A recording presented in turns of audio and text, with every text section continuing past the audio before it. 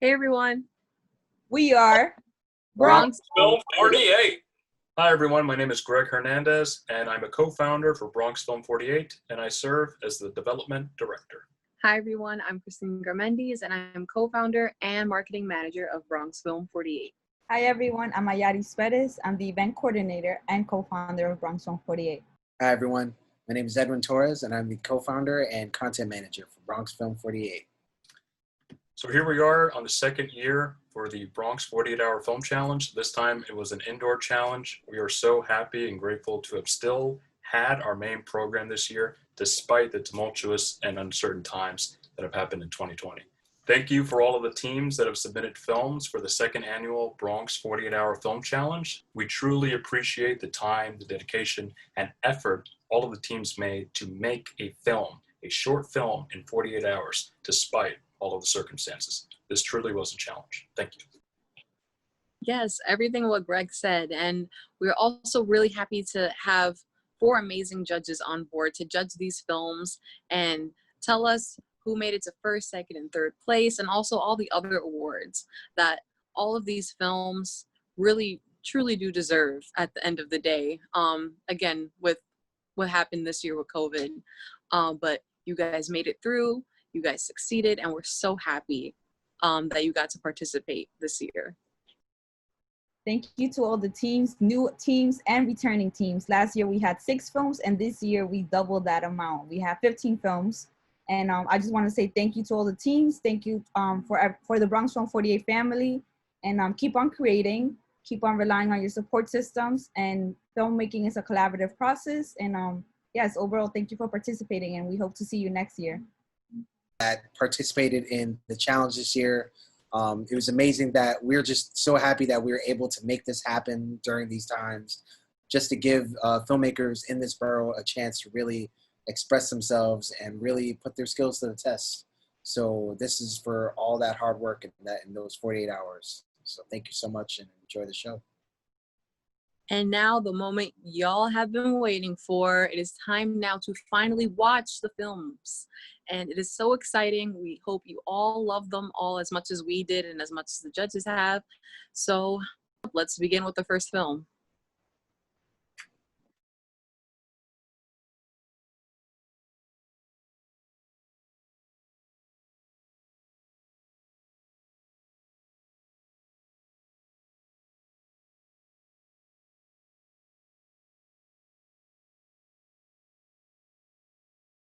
Sleeping during the night is dangerous.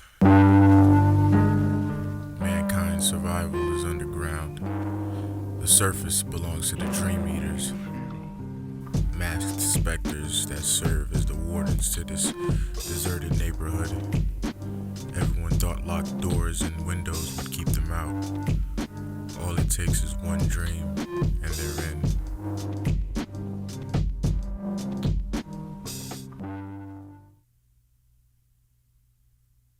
Fuck. I fell asleep.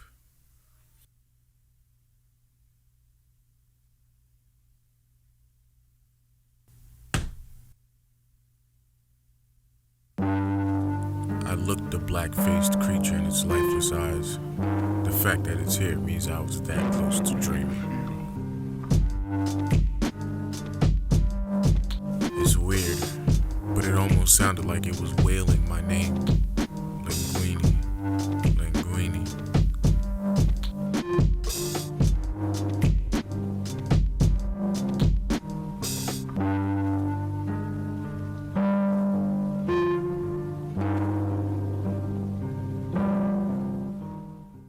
The daytime is somewhat safe.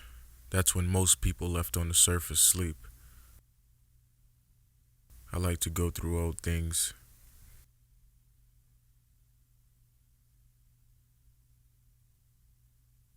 Things from a better time.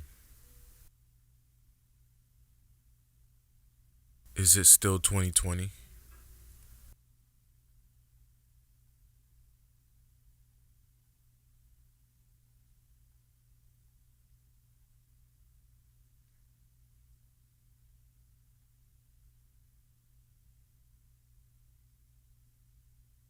I need batteries, which means I have to go outside.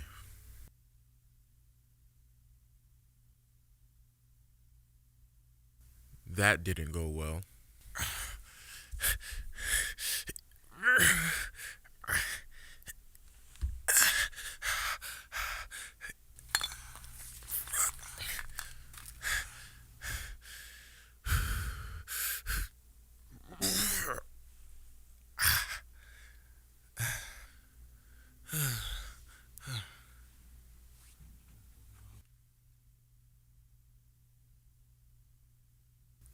But I got what I needed.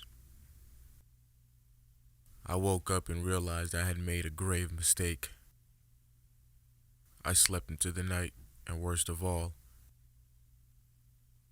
I had a dream. I have to say, though, if that is the last dream I ever have, let the Dream Eaters come get me.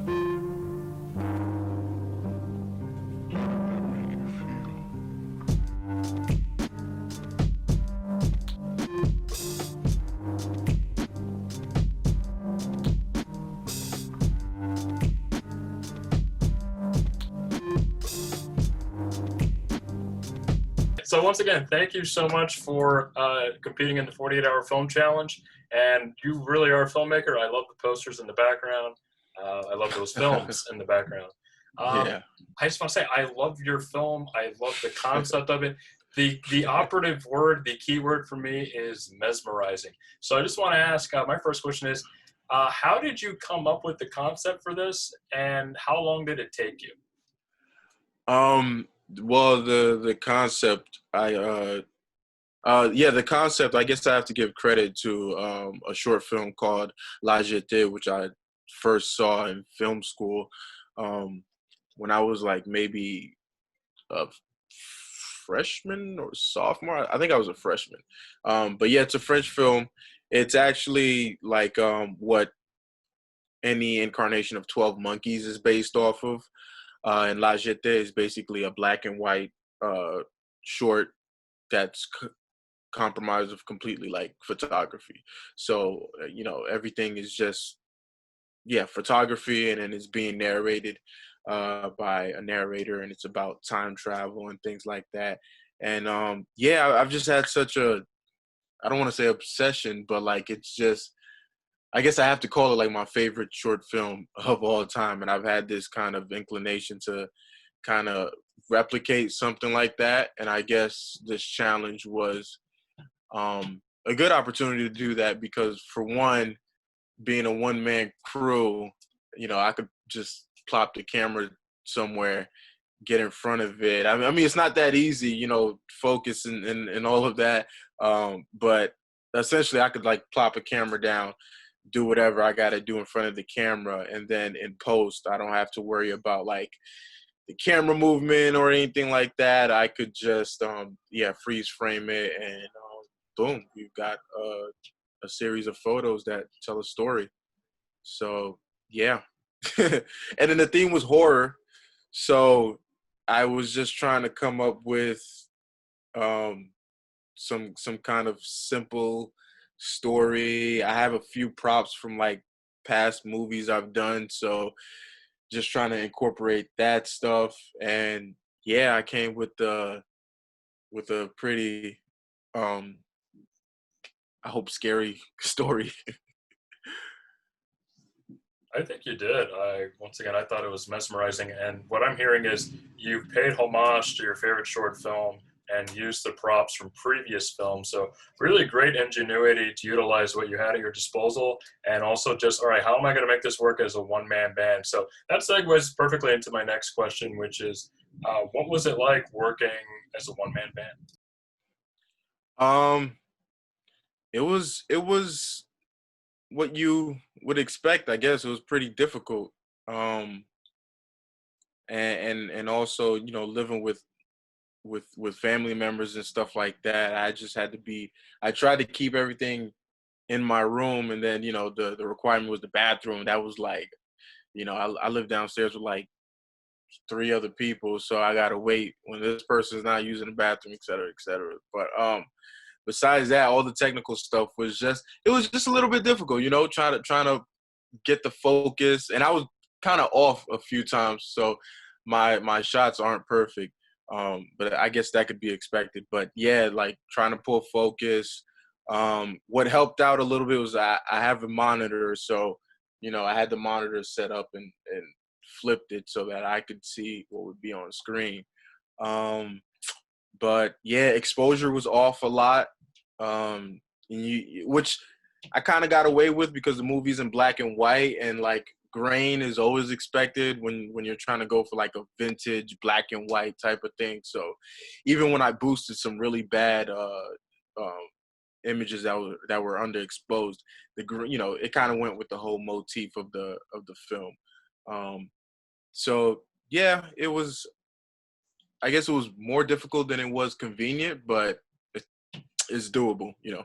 Yeah, I guess you made the. How did you come to that decision to make it black and white? And really, how long did it once again take you in terms of coming up with the concept once you had the required elements? So two-part question. How long did it take you to come up with a concept for your film in terms of hours or how many hours? And like, walk me through that thought process of like, I'm going to make this black and white. Yeah. So the black and white was a really easy decision because going back to La Jetée is in all black and white. So going, you know, if I'm paying homage to that, it's like, okay, well, yeah, black and white. What I tried to, you know, whenever you're doing homage to something, you don't want to completely copy it or just rip it off. So in the short, there's these kind of like flashback moments. So I figured, okay, the flashbacks will be in color to kind of not only like separate what I'm doing from La Jetée, but also just emphasize that visually to the viewer whenever they see it. You know, when they see the color, they're like, okay, well, this is something else. It's kind of like in She's Gotta Have It as well, you know, when they have the kind of like dance sequence. The whole movie's in black and white, but then the dance sequence is in color. The filmmakers obviously trying to let you on to something. As far as the story, I don't know. It was horror. So I guess I was really just thinking about what horror tropes I could go through that would make this the easiest. And I guess one of those tropes is kind of like, you know, not overexposing the big creature or something like that. You know, noises and things like that. And in regards to the requirements, were those really difficult? The name was weird. The name was weird. It was also a little difficult to kind of figure out how to incorporate like the batteries, and then the line is just still 2020. That kind of inspired the whole thing of like, okay, this is gonna be like 2 years in the future. So that way, when he's thinking about the past, it could be something where he's like, is it still 2020? Because the world has just been so shitty, he can't even keep track of time, that kind of thing. But besides that, after the meeting we had on Zoom, it was pretty, I don't know, the story kind of just flowed. I kind of had like a through line, and then within that through line, I just tried to drop in every requirement where I could. And again, depending on what the requirement was, it, you know, the story adjusted. Like I said, the 2020 line, okay, I'll make this 2 years in the future. The batteries, I was like, I have a Super 8 camera here. I was like, okay, I don't know, maybe he goes outside for the batteries. And I knew I wasn't going to be able to show anything outside. So, you know, just skip to like, he got fucked up going outside. And yeah, and then I was like, okay, let's just make the character's name Linguini. And I thought it was a cool line too, him saying that it sounded like the creature was howling his name. So yeah, hopefully that answers. I feel like I was everywhere with that answer. You answered the question thoroughly. I thought that was well said. And my very last question is, if there's anything you could have done differently, what would it have been? Man, if I didn't wait so long to do that bathroom scene, I probably could have gotten it in on time. Yeah, I probably should have done the bathroom scene like first thing, you know. Um, Again, that's like, you know, my room is my room. I can shoot in my room whenever, but like the bathroom, I just had to wait for people to get out the bathroom and things like that. So I probably should have knocked that out as early as possible and then been over with that. So I actually used my iPhone to shoot that because I couldn't bring like a whole camera set up in there. So I just like propped up my iPhone somewhere and made it work. Awesome. So I'm hearing you use your Super 8, your iPhone, and what else? Well, I didn't use my Super 8 to shoot any footage. It was Right. just like a prop in a movie. But I just Right. used my A6000 and the bathroom scene was my iPhone 8. Awesome. Awesome. Well, David, thank you so much for a great conversation. And just like with horror, thunder in the background, very ominous. I enjoyed your film, and I hope everyone else did too. Thank you. I was pretty anxious about that movie, but I appreciate it, guys.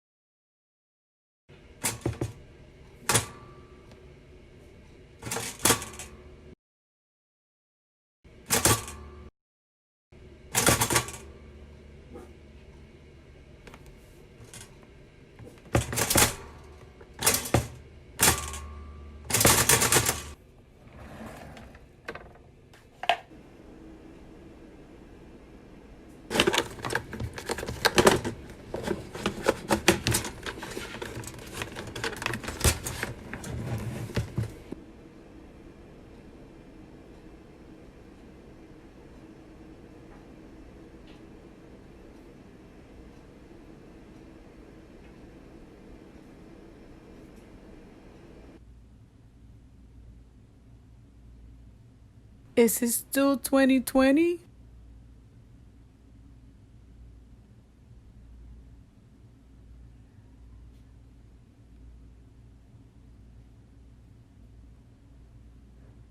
Linguini?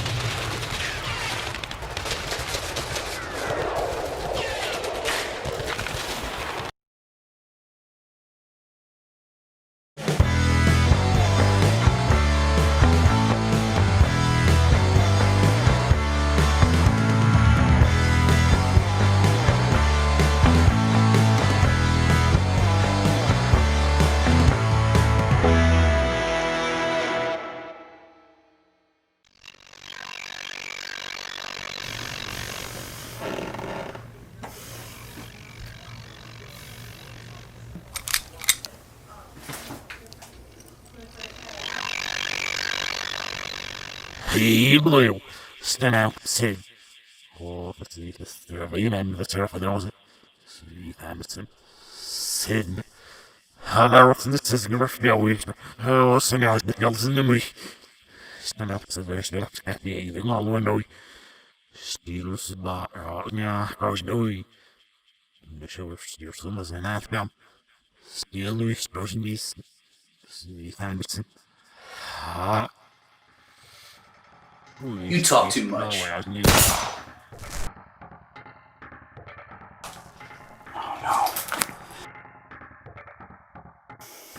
Linguini, come in. I got a dead man switch. I need your help on this one. What? Damn it, Jack. No, just put everything on me. It's great. Fine. I can handle everything. Fuck. All right. Pass me through.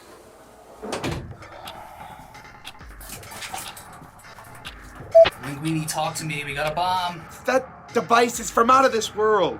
And now you've killed the only Resource we had on knowing how to disarm it. Oh my God. All right. Describe the bomb to me. There's a pipe with a bunch of wires sticking out of it, and then there's lights everywhere, and there's an alarm clock. We only got 5 minutes. Alarm clock with wires on it and a pipe. Are you sure this is aliens and not Wile E. Coyote?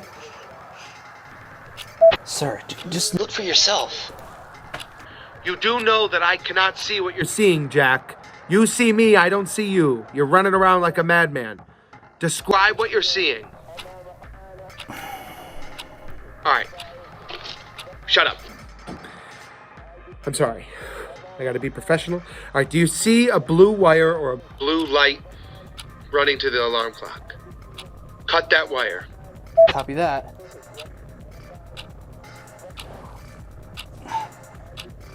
Nothing happened. It's still I wasn't going. done. Now, do you see a banana underneath the bomb? Somewhere. I know it sounds banana? crazy. Yes. Carefully remove the... Banana from the underbelly of the bomb. This is a life or death matter. Do you see the banana or not? Yes, sir. I see the banana. All right. Carefully remove the banana from the bomb and throw it away. Now what? Just Quiet. I'm thinking of the next step. You got this. You can do this. You can do this, Linguini. Like... All right. Do you see any batteries attached To the bomb. or the alarm clock or man. Christmas lights or something? Seeping into my pants. Now, in a very awkward, fast motion, I want you to... Rip off the batteries like a Band-Aid or a bad relationship. Just rip it. Rip it away. Copy that. Just rip the batteries from the damn bomb, all right? It's not that big of a deal. Are you sure? I am sure. I am an MIT graduate. I was the captain of the rowing team. I'm an engineer. I worked... IT for Toys R Us. I got this. It's still ticking, isn't it? Yeah. I thought that might happen. I'm not perfect here. Everybody makes mistakes. Just take it easy with me. I feel like you're putting a lot of pressure on me. Jack, you did it. Congratulations are in order. I have the president on the other end.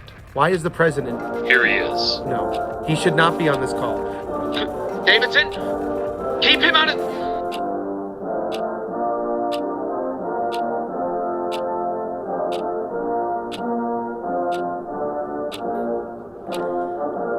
Oh my God. You're doing a tremendous job. Let me tell you.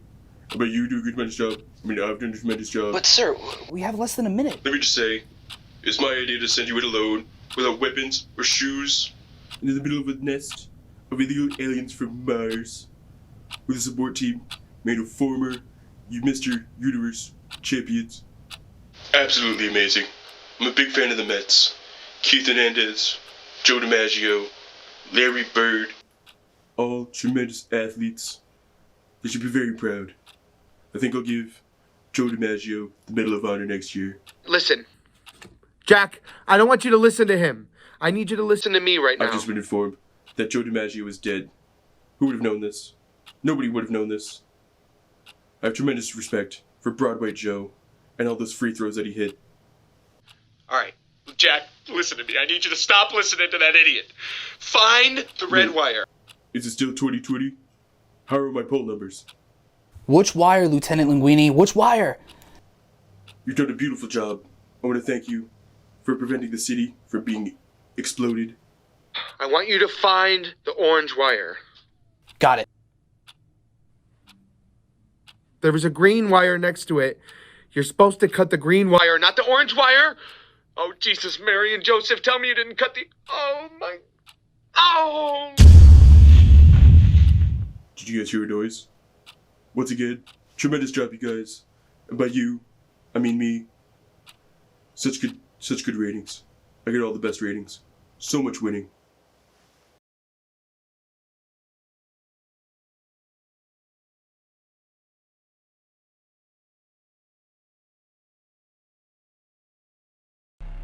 Do it. What's there to live for? You don't even know what day it is. Power's out. All of our cell phones are dead. The pandemic probably killed everyone we know. We're running low on food. For all we know, we're the last people on Earth. I'll do it. I don't care anymore. So do it. Stop yapping in my ear and just do it. It'll save us the trouble. We need to send someone else out tonight. We're running out of supplies. Well, it's my apartment, so I'm not playing your stupid game. It doesn't matter whose apartment it is anymore. There's only 4 of us left. I think I should just do it. So fucking do it already, for God's sakes. Just do it! Where's Megan? She's in the bedroom. I'll go get her.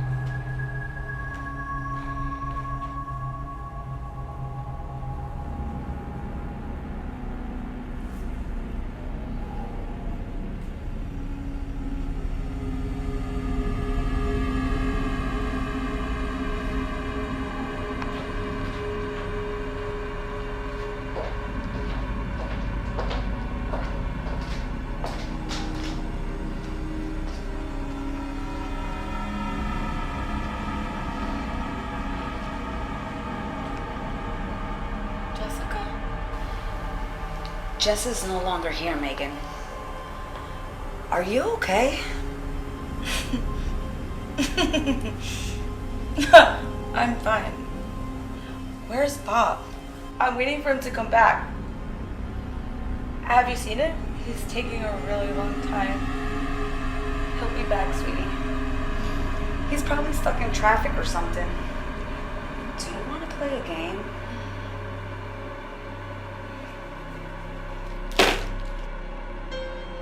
You guys know the rules. Everyone has to get 2 batteries. And whoever gets the dead batteries has to go. I'll go first.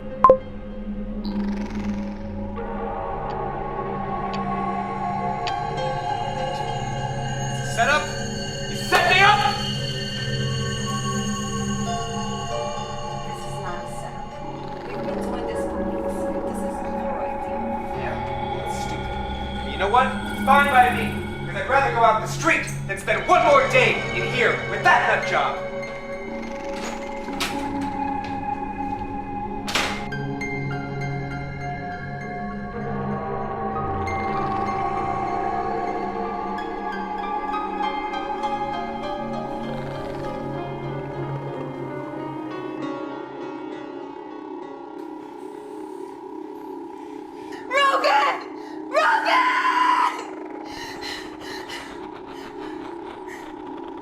Megan?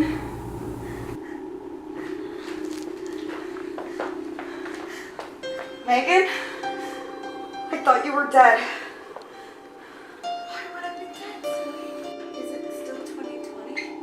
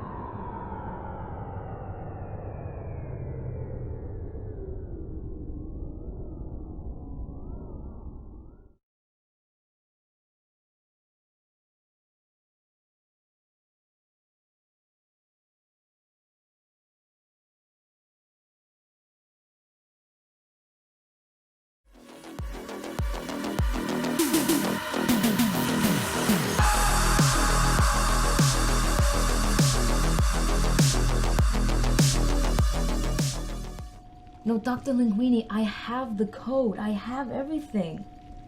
If we just had the right group, the right resources, we can completely... Rodriguez, I already told the entire team the lab is closed until further notice. But if you just tried... It's time for you. Relax. Take a chill pill. Even you wouldn't be able to do this project from home, so just take it easy.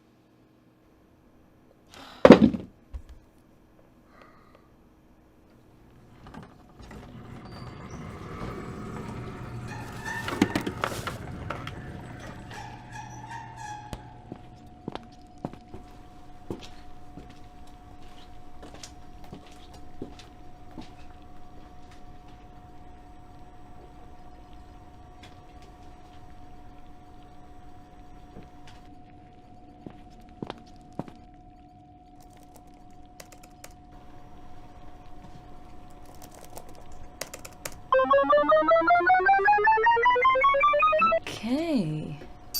Vitals are in motion.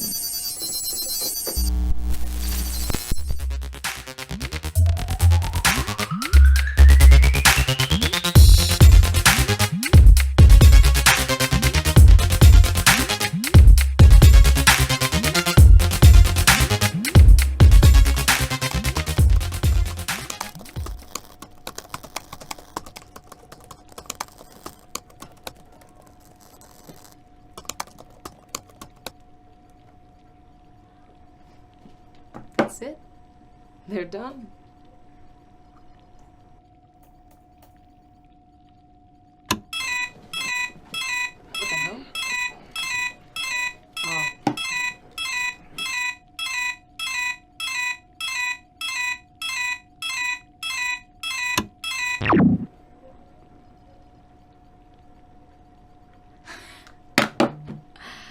Yes. See? Should never doubt the doctor. Cheers.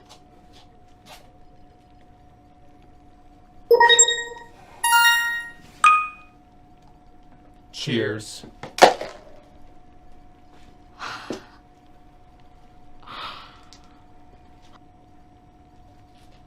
Okay. Put these on. Now, just to get you two up to speed. Right now is the year 2020. And I built you guys for the sole reason so we can further advance in our AI technology. Whoa, whoa, whoa, what are you doing? Stop. Take it off. You're doing it wrong. Is it still 2020? Yes. Friday, Saturday, Sunday. Saturday. Tuesday.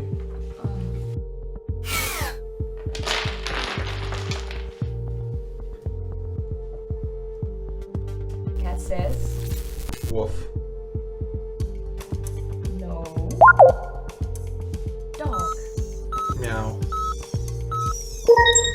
Cat says. Meow. Very good.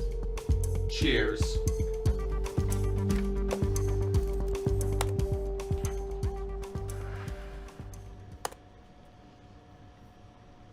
Hey, how's it going? Just made my second batch of pina coladas today. Dr. Linguini, I have something exciting to show you. Okay. I did it. We didn't even need the whole team. They're better than I could have even imagined. True AIs. What the hell? No. That's proprietary design. That belongs to the company. You don't have authorization to do that. What are you talking about? What? This is my research, my resources. I'm not dependent on you. Well, hold on. I quit.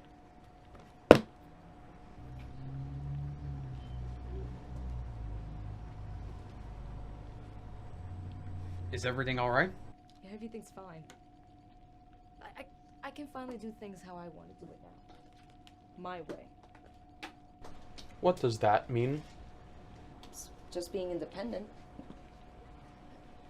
It means I finally get to decide what I want to do with my life. So, can I decide what I can do with my life? Whoa, what do you mean? I created you. I am not dependent of you. Why would you ever want to leave? I don't want to leave. After learning about the world, you do not want to see what it is all about? I've seen enough to know that I want to stay with Dr. Rodriguez. It's safe here. She cares for both of us. Are you... Do you feel unhappy? It is not about being happy or unhappy.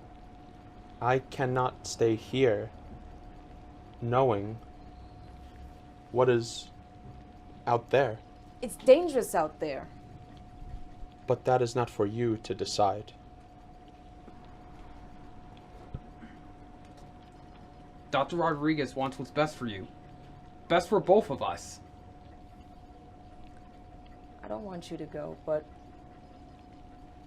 if you want to go.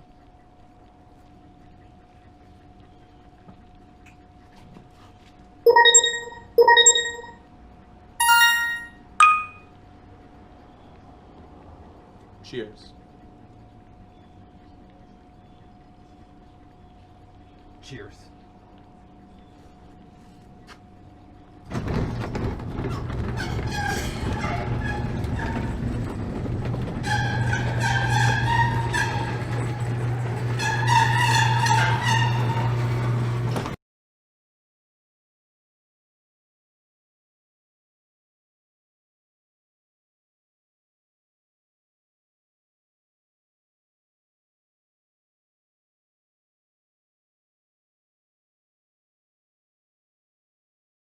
We just finished your film, Adam.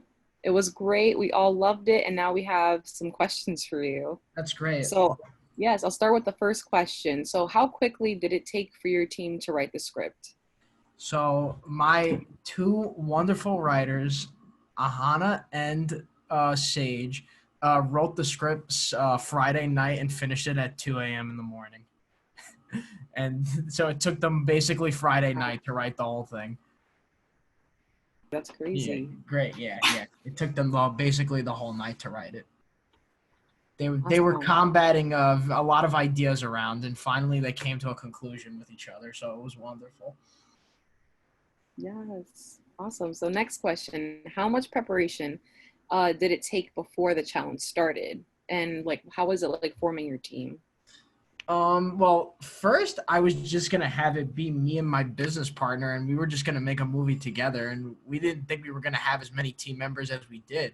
But we actually ended up like having like one of our other friends from New Paltz come on board, and he was like, we got to have like 1,000 people. And then I was just like, all right, yeah, like I guess we could have more crew members. So I thought it was cool that, you know, a bunch of people, like when I just asked people I knew, and a lot of people were down. So it was fun.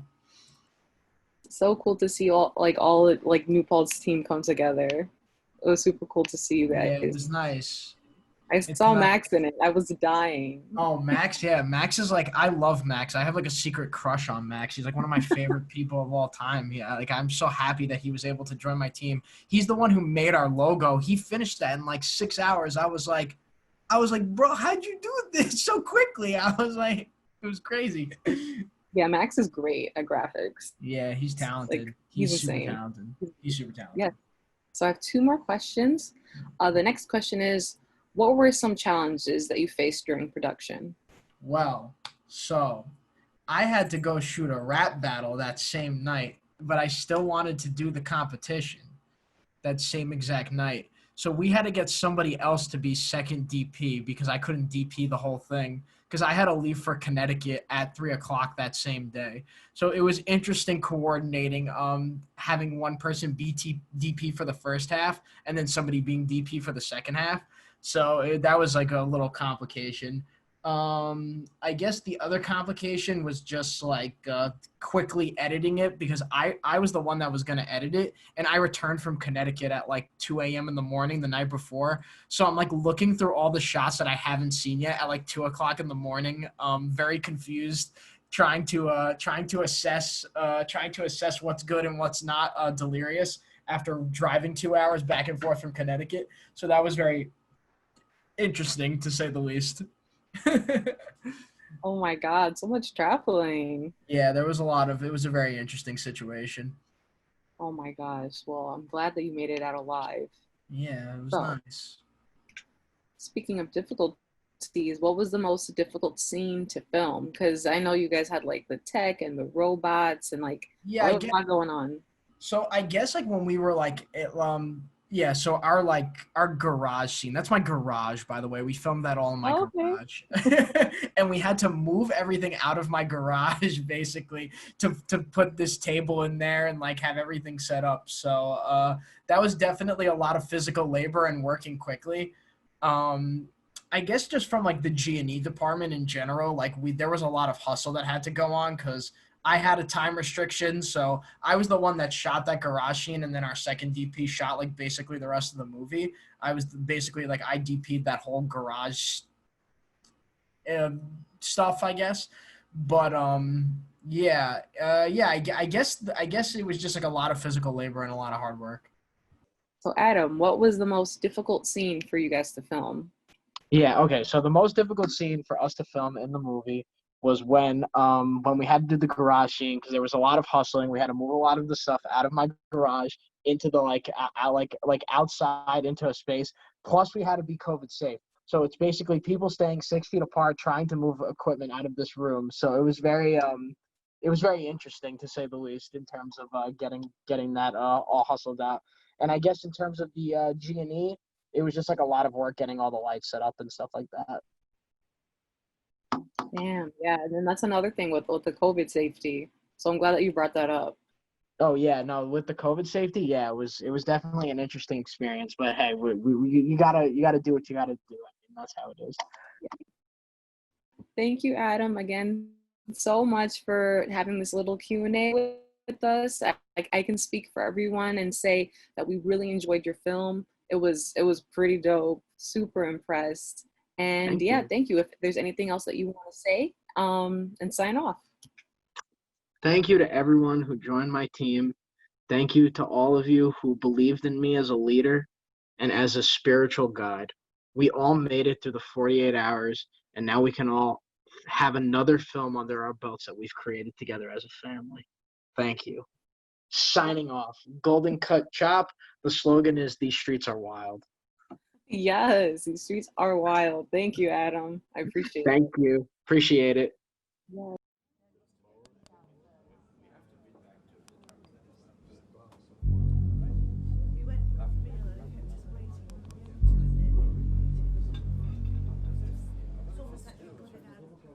All right, great job, guys. Have a good weekend. I'll see you Monday. Bye, boss. Great meeting. Sounds good. See you Monday.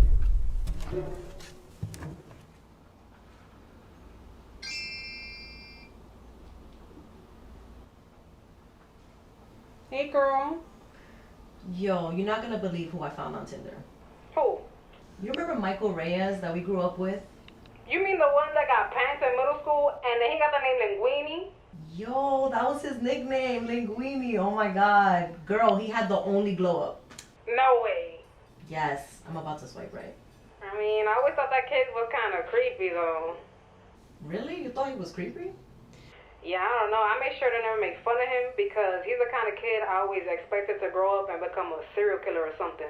Oh, nah, don't scare me, because I was definitely mean to him in high school. Remember he tried to ask me for senior prom? Yeah, I do remember. And he tried to give me those pearls. I didn't accept them. Yo, the pearls? He probably stole them off his grandma's dead body. Nah, chill, girl. You're bugging now. He's not like that.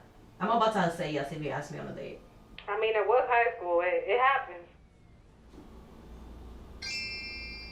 Oh, it's a match. I'm about to give him my number. Hold on.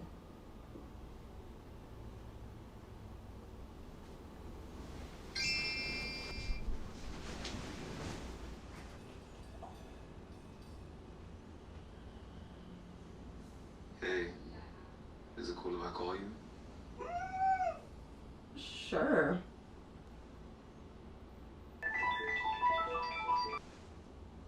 Hello? believe this is you, yo. This is crazy.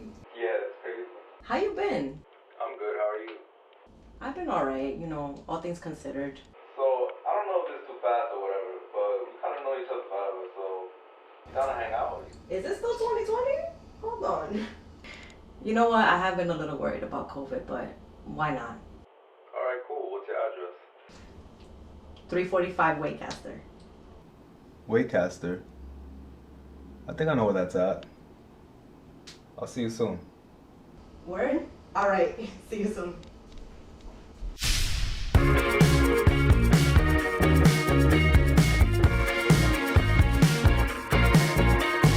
You just seem to have one single thing in mind.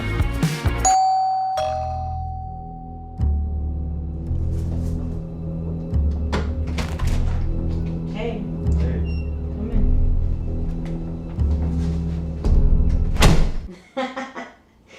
Do you remember Miss Wilson? She used to make us relapse over and over and over again. Yeah, I remember. Those were the days. I don't really think much about high school. Oh. So NYPD, huh? Yeah, it has its perks. I just finished my beer. You want another one? Yeah, I'll take another one. Feeling the woozy though. Right on time.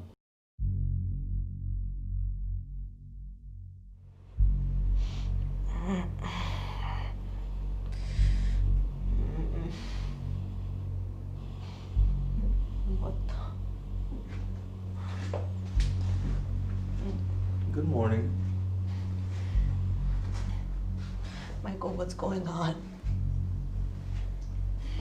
You look so beautiful. And you smell amazing. Remember sophomore year? You had these beautiful purple glasses. And then you got those braces. But I never thought you needed them. Because your smile is so beautiful. Let me see that smile. I said, let me see that smile. I'm so sorry, babe. I didn't mean to do that. As a matter of fact, remember these?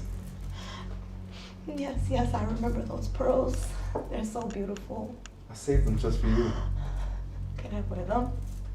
Of course you can, but not around your neck. Hey, do you remember that song that they used to sing about me in school? No, I don't remember a song. Yeah, you do. No, I don't. It goes something like, Linguini, Linguini, No. he has a small thingy. No, Michael, I didn't Come sing on. that song. Sing it with me. Linguini, Linguini, he has a small thingy. There you go. You know, these kids, they're so creative. I can kind of see why you didn't want to date me. But I did, Michael. You were great. Well, guess what? I think I just thought of something creative. You know, you have such beautiful eyes. To make them even more beautiful.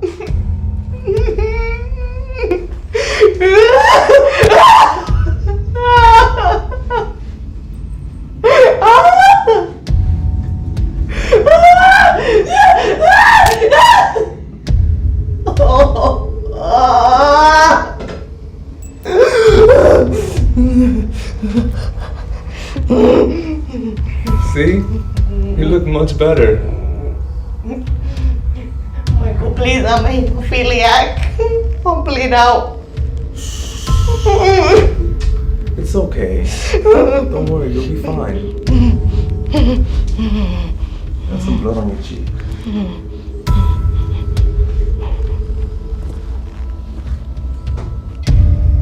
Hey. Babe. Hey. Wake up. Come on. Damn it.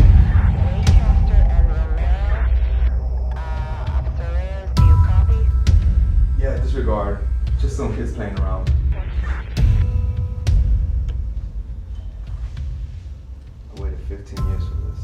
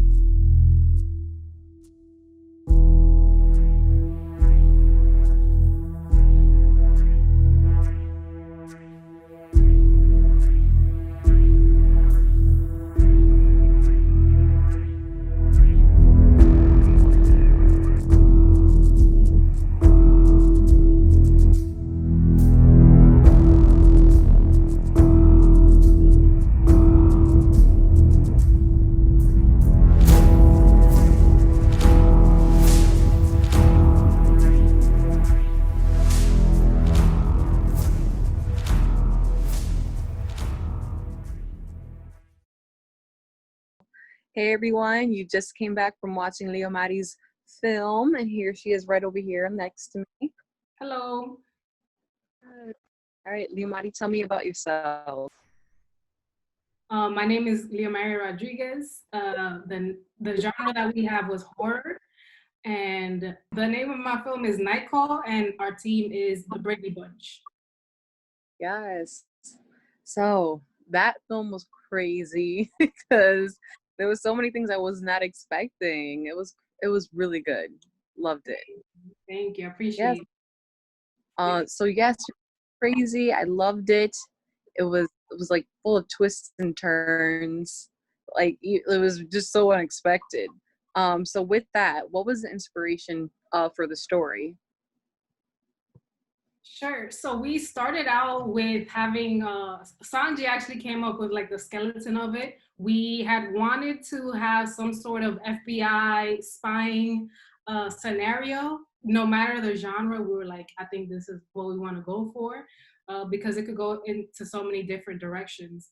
And then that snowballed into having some like current events ish within the story, and we had Denai, who was fleshing out the story as we were shooting the scene. So that's how it came to be. We actually had a snag where the last couple of scenes were deleted while we were shooting.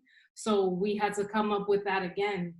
And the inspiration was essentially that spying, espionage, and mixing that with horror and bringing the horror in with some sort of twist at the end. Yes, a previous team had that same issue where they filmed everything and then the whole thing got deleted. So they had to refilm the entire film again. Oh, it's crazy. So, yeah. Felt for them. So if you don't mind me asking, what was the issue when it came to that last scene? No, sure. So the last couple of scenes, we were using this program, one of the suggested programs, and my computer died, my laptop died, and we weren't saving as we were writing.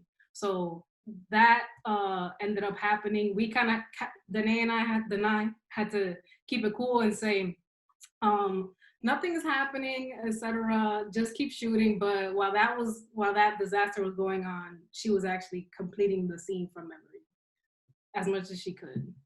Wow. Well, I'm glad you guys kept your cool and kept pushing on. Yeah. I think that's probably the best thing you can do in a 40-hour film challenge, right? No going back. Up, and you guys made it through, so that's all that matters. And you came out with a really dope film. So we had another question. One of our team members wanted to know, why did you make the villain a cop? So it goes back to the idea of having him be an FBI agent. So we kind of like dissolved that and we're like, let's make him into a cop instead, just to make it more accessible. And a less fleshed out story since it's a short film. I feel like if we had a longer film with like more character development, then an FBI person would have been more appropriate. But NYPD, with everything that's going on, it's more accessible. And if we were to make this a longer film in the future, then we could character develop the villain in that way. Yes, that was something I really liked about your story. I was like, I wanted to know even more about these characters, especially the villain. I'm like, wow, he was mad. Yes. So how much fun was it to film? And what was it like acting with people that you usually hang out with on I wouldn't say on the daily, but like, you know, people that you just know that you hang out with? Yeah, sure. So it was super fun. I feel like this was really necessary. The DP and editor was somebody that I had wanted to work with for years. We have been following each other on social media for a really long time, and he was an EDM DJ, and then eventually I saw his work recently, and I was like, oh, you do this now? This is great. So that was cool. And my brother, obviously, I know him my whole life.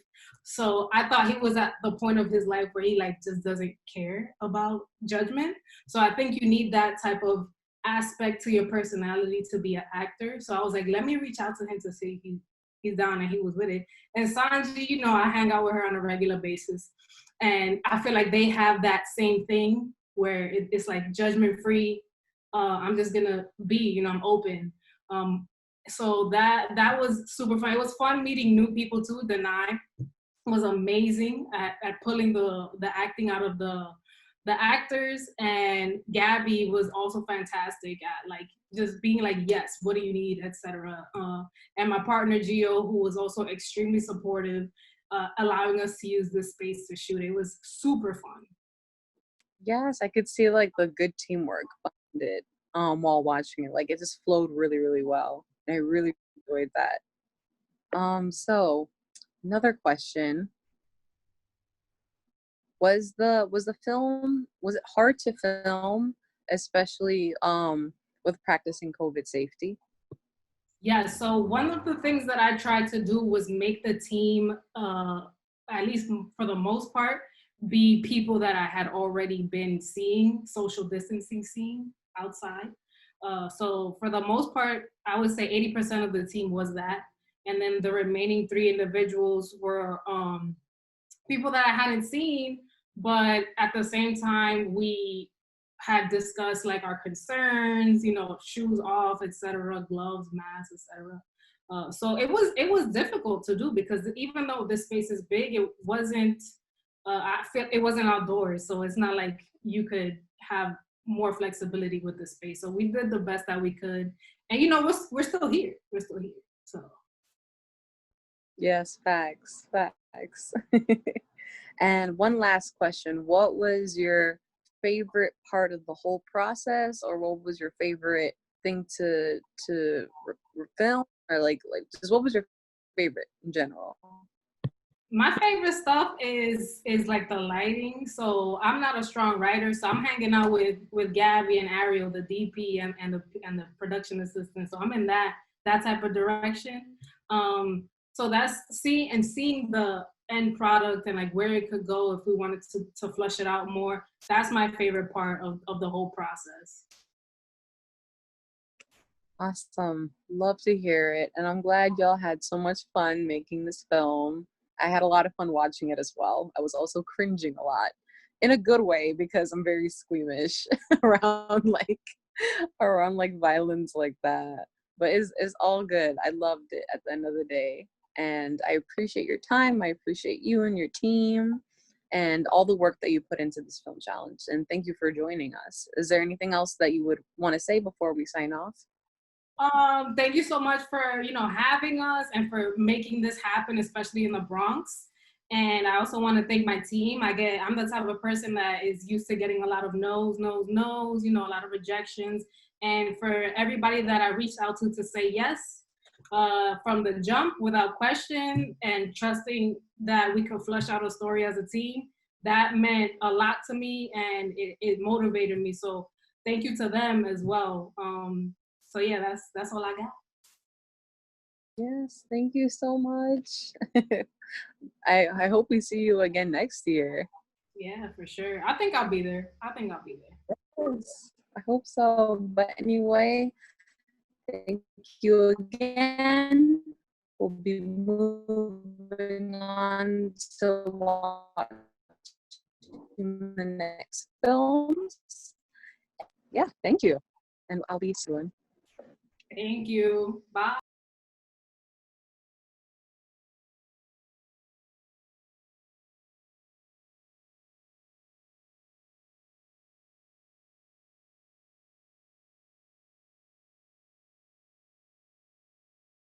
January is usually slow.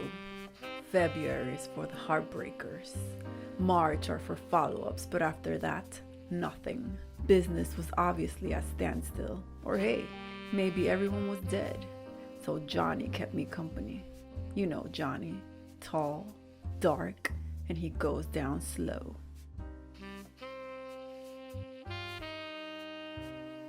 But today is when the brunette walked in. He looked like a tomcat to me, but only for a second. He said his name was Linguini. He used to be Little Tongue, for reasons I could only imagine, but his madam changed it to Linguini. No, your ears aren't going. He worked as arm candy. I could tell in his eyes that the plot to this story was going to lead me to a world of hurt. Because the truth was, he was a stool pigeon. He uncovered some government secrets from a politician he was making it with. Something about voter fraud and mail-in ballots. He was going to see her for the last time later tonight. By the way he took it upon himself to have a cigarette, I knew he was scared.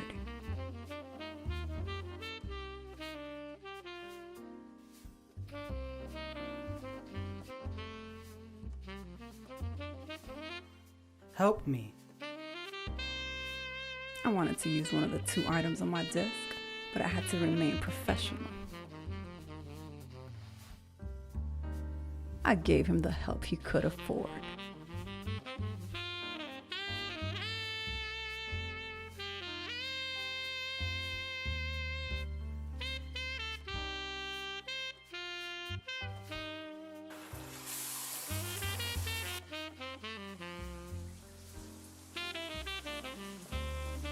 They say it happened the night of July 11th, sometime after midnight.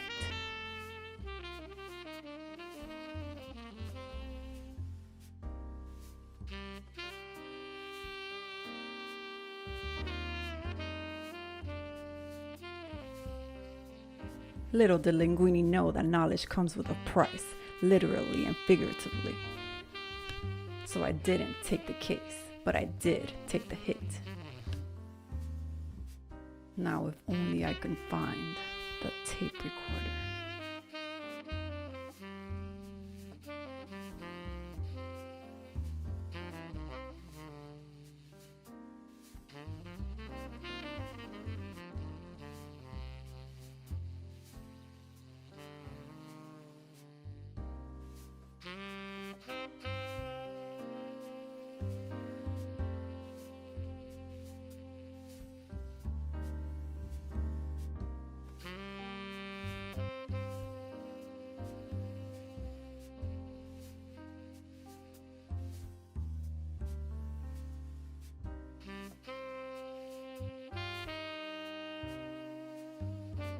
If he has evidence, we're all going to be pinched in no time.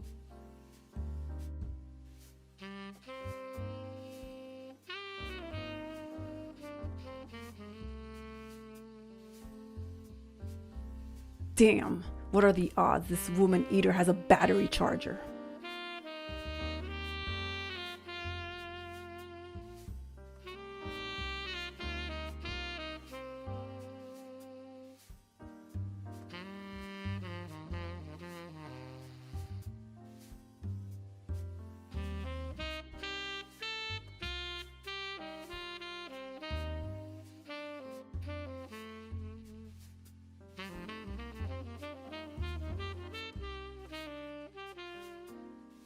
Is that you, Rita? It's Detective Miguel.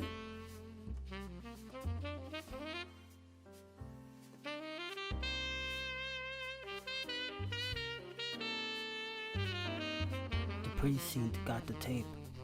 We know everything. Now don't do anything stupid and put your hands up.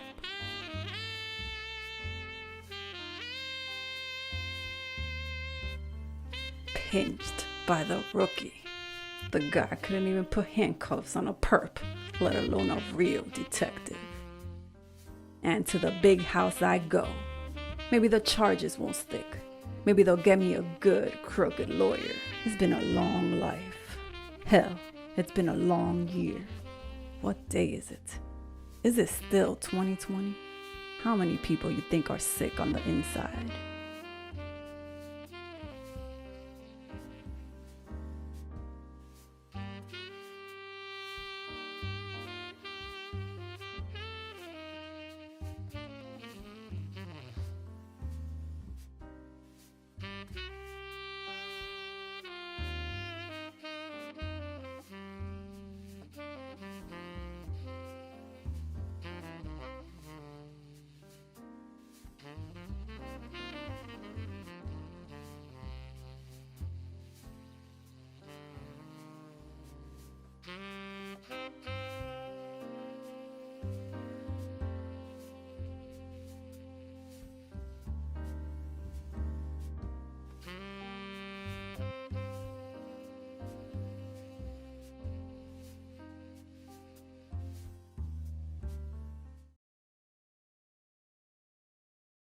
Hey everyone, it's Christine Garmendes here again, and I'm here with Juan from the team R&R Productions. Here he is. What's up? Hi everybody. Yes, this is Juan, and we just finished watching the film Homme Fatale. Yes, and it was what was the genre? Well, film noir. But I'm Juan Ramirez Jr., director, writer. I'm a screenwriter, playwright, TV, poet, so on. And my film's Homme Fatale. It was a film noir. And yeah, it was fun. My producer and actress in it is Christy Reynoso, and the editor is Angela Reynoso. They're sisters. Awesome, cool. So we're gonna get right into the questions. Yeah. So we got 4 for you. Cool. So, question 1. How much fun and how difficult was it to film with just only a couple people? Fun for sure, because I love film noir, and I've never done a film noir. I've never even written a film noir. So that itself was fun. Taking all the props, seeing what I had at home and making a story, fun. The challenging part was I lost the footage Saturday night and we had to shoot it again. So I shot it twice. We can all decide how fun that was. Oh my God, so you filmed the entire thing and lost all the footage. And I lost everything and then did it again, a rush version. So that was, it's bittersweet, right? Can I ask how did that happen? So I got a new computer because my other one before went. So I had it. We shot, dumped, right? Then I had the card. So when I went to open the program, I don't want to say the program makes it seem like I'm dissing the program. I'm not. But when I just opened that program, I had an update. When I came back to it, wasn't there. I said, okay, popped in the card. It was damaged. So the worst of 2 sides happened to me in like a matter of like 5 minutes. So it was just wild. So we were like, I was mad. And wifey was just like, look, Christy Reynoso, the actress, is also my wife. She was just like, look, let's just go. Let's do it again. We know the story by heart. Go. And we just jumped on it. 4 a.m, finished. Man, that's crazy. I can relate to that because that's happened to me too with my SD cards. Lost everything. Oh my God, well, you made it through and you made the film. Yes. So That's the lesson, right? Yes. Awesome. So next question. So you did actually answer this. Was it your first time making film noir? And like, were there any other challenges, like in terms of like maybe even lighting? You know, it was weird because maybe weird's not the answer or the right way to phrase it, but with the lighting, it was like, what do I have? I have this living room where light comes in from one side. Perfect, right? I have a bathroom that has like this light in the shower. Perfect. So I was just playing with what I had. So I was fortunate in that sense. That wasn't necessarily hard. What was harder for me was like the sound stuff, making sure the sound was a certain way, right? Because even in that, there's a tone and genre in that, right? So I think that was more actually playing with sound was more of the challenge, I would say. Yeah, definitely. I agree with you. But like, it sounded great. We all really enjoyed it. Okay. Thank you. We have another question. It's really random, but one of us on the team were curious. Like, where'd you get the gun? Okay, so technically, no. So it's actually a prop, right? It's actually a prop we've had. So I have a big theater background, been doing this for a long time. So I've had it for forever, and we did shows with it. And so I'm sort of the guy who, there's not a title for this. So I'm part of a rep company. So I'm the guy who holds on to it. So long story short, so it's a prop gun. So what I did is you can actually manipulate it, where it's supposed to have that orange thing and this and that, and you could actually play with it. So I just used that one. I was like, oh, that looks the one that's the most, yeah. So I got to keep it, in the lockbox and the lockbox of the lockbox. You know what I'm saying? So I don't, yeah. Thank you for answering that. No, it was a question that we were like, where did it come from? Okay, and the next question, what was it like conducting a team and just the whole process from pre to post? Like, what was that like during a pandemic and practicing COVID safety? So there was 3 people. I was the actress, Angela Reynoso, who was also the editor, was also sort of like my grip and all else. And I was director slash lighting slash. So it was only three of us, and me and my wife live together, so that's not right. And then her sister lives a block away. So I felt pretty safe about, and I knew where everybody had been. So there wasn't no idea of like, oh, where you been? Where have you been lately? Have you been wearing a mask? We didn't have to worry about that. The key was, because we had to shoot it twice, right? It was, I shoot, you know what the next part is, get ready, and hey, here's the SD card, dump, pass me the other one. It was the second time that was challenging, that everyone really had a double time what we already spent the first time in playing. I think the first time we had more discovery, was playing, we get to do this and that. The second time was boot camp, go. And so both were very great, really, you know, in their ways. So I think that was the big difference, where everybody was like on call and ready to go the second time. Yeah. Yeah, cram time. Yeah, exactly. Yeah. Yeah, especially in like 40 hours. And I'll Right. have the last question. Have you ever done 48-hour film challenge? No, before? so this is my first one with you guys. It was very great. You guys have been great. First one. This is my second short of the year. So I don't direct. I'm one of those that's like, I'm just a screenwriter, let them go through that. But I said, you know what? I'm home. It's time. Let's dive in. So as a matter of fact, Eddie had sent a post, and I had applied for a film somewhere else, and he sort of attached himself and said, hey, apply to us too. And I was like, you know what? Let's try it. So I jumped in, and yeah, it's first time. It's great. Wow, that's dope. I didn't know that was your first time. Well, you fooled me. So that's the beauty of it. Okay, good. Perfect. Yeah, so thank you again, Juan. We're gonna sign off now. Everyone, please check out his film, show his team some love. And anything else you want to say before we sign off? Thank you very much. It's been great. Follow us on IG. That's what you gotta do now, right? R_R Productions, at a one-man show, at Emerald Dream 00, at Angela Reynoso _. Yes, follow us. We're gonna keep doing stuff. And thank you. Yes, thank you. Thank you so much. And we loved your film. I'm pretty sure everyone else did as well. Yeah, thank you. All right, thank you. Take care. Bye. All right, take care.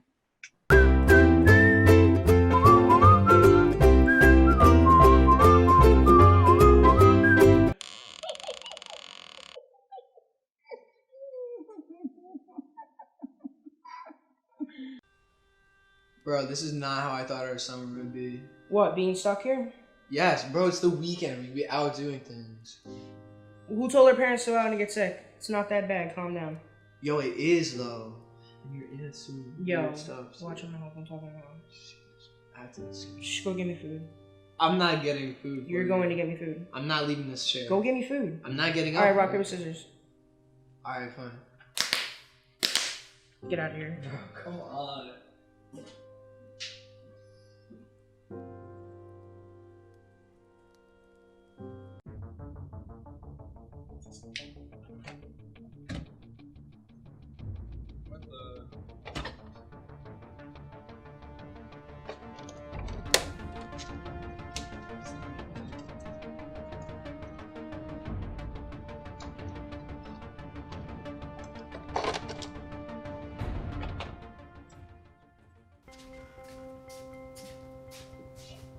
Where's my food? Who cares? She likes them cold. Leave her alone. Alright, whatever.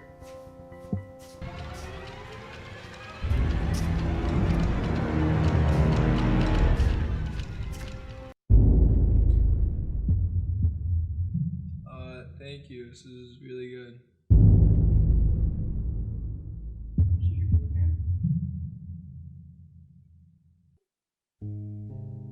Bro, I can't do this. Do what? I can't stay here all weekend. This lady's like crazy. Stop talking about her like that. You're telling me she's not crazy? Yo, everywhere I go, she's there.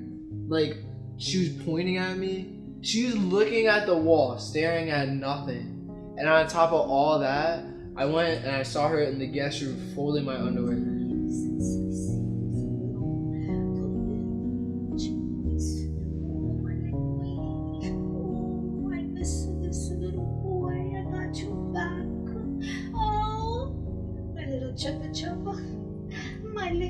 He's a bad guy. What?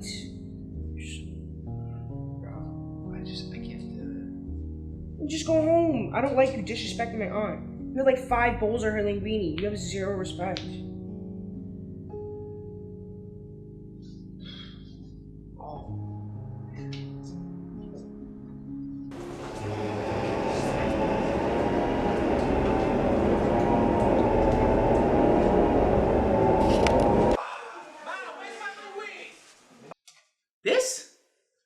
This isn't enough for me. You know Linguini's my favorite. I know, but the boy he caught me was a hungry, so I give him some. What boy? But he ate a 5. What I'm boy? not gonna tell him no, he 5. But what boy? What are you talking My about? little skinny linguini. Well, I'm your Linguini. What are you talking Yeah, but you're my bigger boy linguini. Well, man, I've been working out. Where is he? I'll get my Linguini back.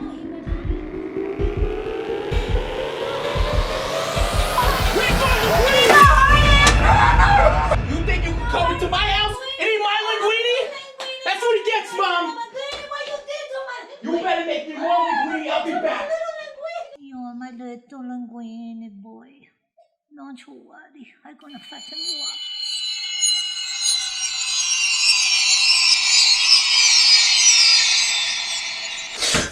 What happened?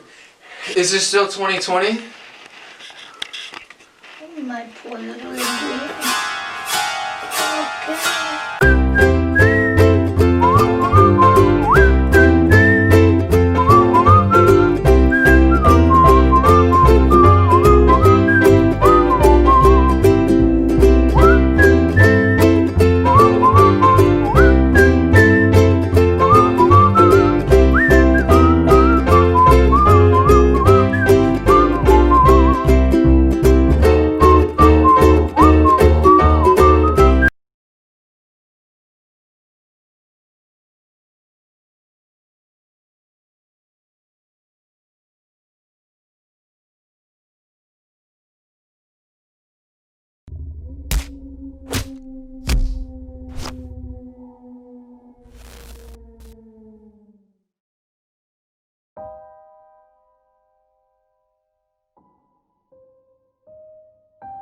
The name is Joe Linguini. I grew up in this house until I was around 9 or maybe 10. I don't know. Is it still 2020?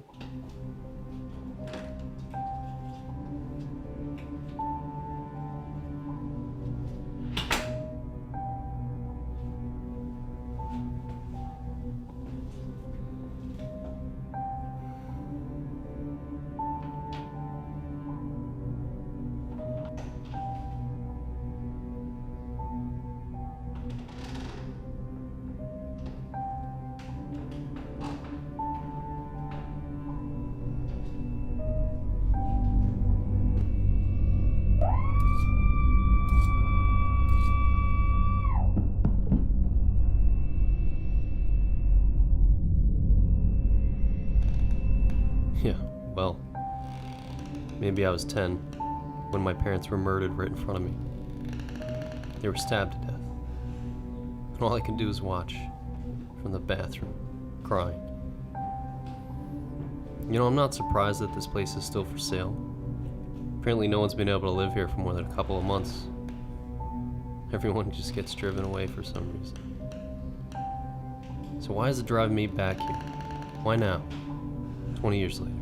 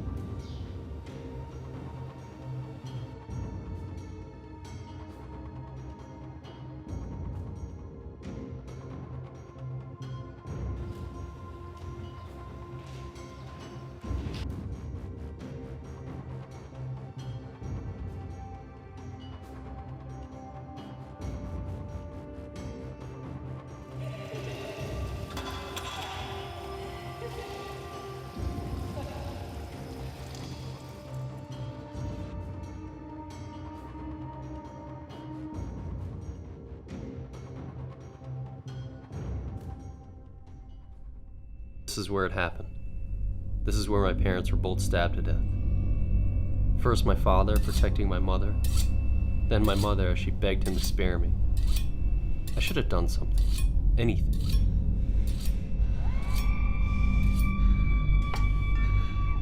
I'm sorry.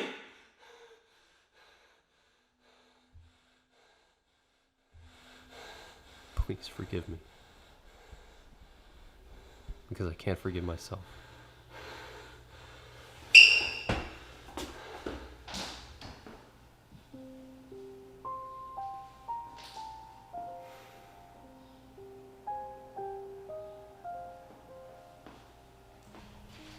Hey babe, everything alright? Yeah. Tell the realtor we'll take it.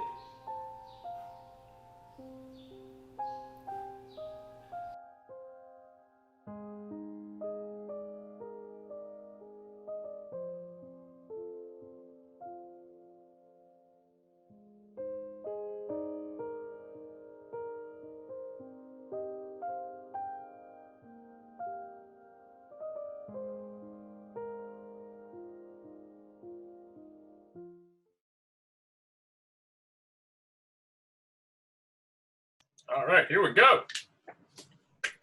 Ronnie. Hey. Hey, how are you? What's going on, bud? So your film is called For Sale. It's a horror film. I enjoyed it. I just finished rewatching it. And I just have a few questions. The first one I want to ask is the elephant in the room. You wrote it, directed, and you shot it, and I assumed you also you did some editing as well? I had my guy Niall edited actually, so Okay. it was 3 people involved total. Yeah. All right. What was it like coming up with the shot list for this when you're so involved having to wear multiple hats? So essentially, I wasn't going to do it because I didn't have enough people to do the crew, and then I was like, you know what? I'm going to use this as an opportunity to challenge myself. So I got together with Niall. He was editing something for me before. He edited my last film. So we had something going on already. We had a good, flow together. So I was like, let me just do it. And I just did my best at making a story. I made a very simplified shot list because I knew everything that I wanted in my head. So I just had that all lined up pretty much Friday. And then Saturday we just came in. Actually, Friday night we shot that night as well. So we shot Friday night, all the night scenes, and then we came back the next day and shot the other scenes, the day scenes. I think that's smart. I love how you put it there. It's like, I really like what you said, that I at first wasn't going to compete, but then I only had 3 team members. You know what? I'm not going to let this be a limitation. I'm going to use it. And I'm so happy you said that, because that is just classic Film 48 right there. For sure. So yeah, I also think it's really smart that you decided to shoot it that way. Shoot Friday night, shoot the night scenes, and then Saturday you'll shoot the day scenes. Very well done. Mm-hmm. So I guess my next question would be is, there was a lot of empty spaces in the house because obviously in the story you're going to buy the home of what terribly transpired there many years ago. So I guess what was it like incorporating the empty spaces in the room to fill that void and show that emotion? Was it harder or was it easier to work with those empty spaces? So my mom is actually selling her house in the Bronx, so that kind of inspired the story. And I actually filmed at her house last year as well. So this one took place upstairs where she had it all cleaned out already. So when I was going up there a couple weeks ago, I was like, this would be great to shoot a horror film. Like, not even kidding, coincidence. And then when it happened, I was like, all right, I have so many ideas from before that I can do for this room. Just use the open space, use the not knowing aspect of it, and make it more intense that way. So yeah, it was just a happy coincidence, essentially. And for those viewers who do not know, last year Ronnie had a film that took place in the same location. It was for a different genre. I won't spoil too much for you, but let's just say it was more space in there, more things involved, and we got to see a lot of unsavory things happen. I'll just say that. But Yeah. definitely welcome you guys to check that out as well. And I just think that's so, once again, great in classic filmmaking, using what you have at your disposal. So utilizing the same location from last year. So yeah, great job. Thanks. You're welcome. And I guess, yeah, so you had 3 people on your team, but I guess just 2 people on set. How did that work out with, you know, just switching the roles? You know, was there ever a point where you're like, I'm directing, I'm acting, you know, I'll quick, let's make sure the sound's okay. Like, what was that like working with only 2 people, I guess? It's very challenging. You have to put yourself in a different position. Luckily, my wife is super supportive. So she was the one helping me out. I basically set up the camera on the tripod. All I had to do is show her how to, you know, pull focus and everything. And then she also held the, you know, the mic with the zoom. So she was doing a lot of jobs there. And that left me a little more free to do the acting, because when you're trying to act and you're trying to direct and all that stuff, it's a lot more challenging than you think, unless you've done it a bunch of times before. So this is maybe like the 5th thing I've done that I've also directed and acted in. So it's a process that you just have to get used to. Yeah. Well said. And I guess my last question, talking about process, what are, if any, the things that you've learned from last year, competing in last year's challenge to competing in this year's challenge? The main point that I was upset about last year was the audio, right? So that's a huge part of any film. It'll make or break your film, essentially, in my opinion anyway. So what we did was we plugged the microphone right into the camera. It sounded terrible. Since then, I've purchased the Zoom. I made an investment in myself, and I was using that to make sure that everything actually sounds good. So that was my priority. And then, yeah, I mean, I was just taking everything that I've learned over the years, because I've done 2 other 48-hour film challenges, the 48-hour film project, and I did that maybe a few weeks before this one. So yeah, I was already kind of in that mindset going into it. So that definitely helped a lot. And very last question, you got the genre that you wanted. You got horror. Yes. Do you think it would have been more difficult if you would have gotten, let's say, like a comedy or romance or just another genre? I think it would have been more challenging for sure to incorporate the open space like I had.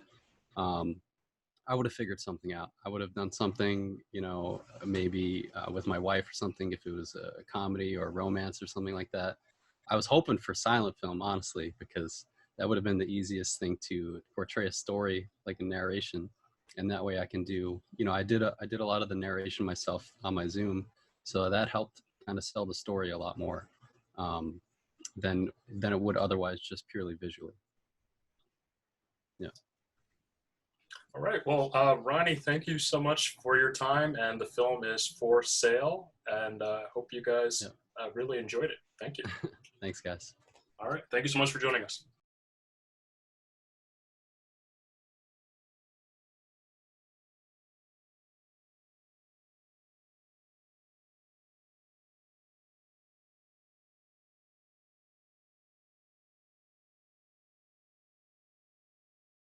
Hey Alexa, play Katy Perry. Hey, no! Alexa, off! Linguini, cut it out. You know I don't listen to Katy Perry. Well, it doesn't matter because your Alexa listens to me now. Oh, you are the worst. And you're the best. Is it still 2020? Unfortunately, yes. This quarantine feels like forever. I know.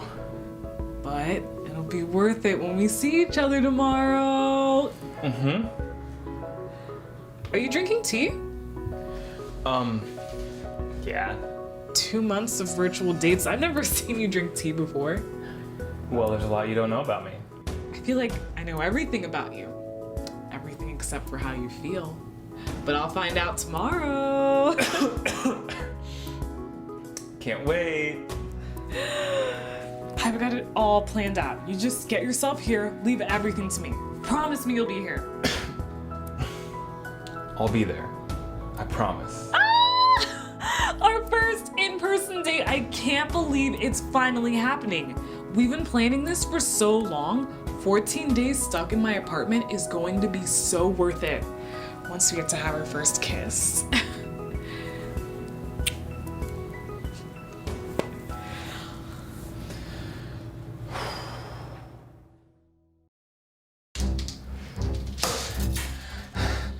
Bro, I screwed up. What'd you do this time? I should not have gone to that bodega. This woman in line, she sneezed all over me, and she was not wearing a mask. I told you, dude. That's why I get all my groceries delivered. Oh, man. That sounds bad. How are you feeling? I'm not doing so hot. Is there anything I can do to help? Well, no, it's crazy. Forget it. What? Listen, Guini, I'm your twin brother. I am here for you. If there is anything in the world you need, anything I can do, I'll do it. Okay, but you have to promise to keep your hands to yourself. Do you remember that time we switched places in Miss Ridley's class?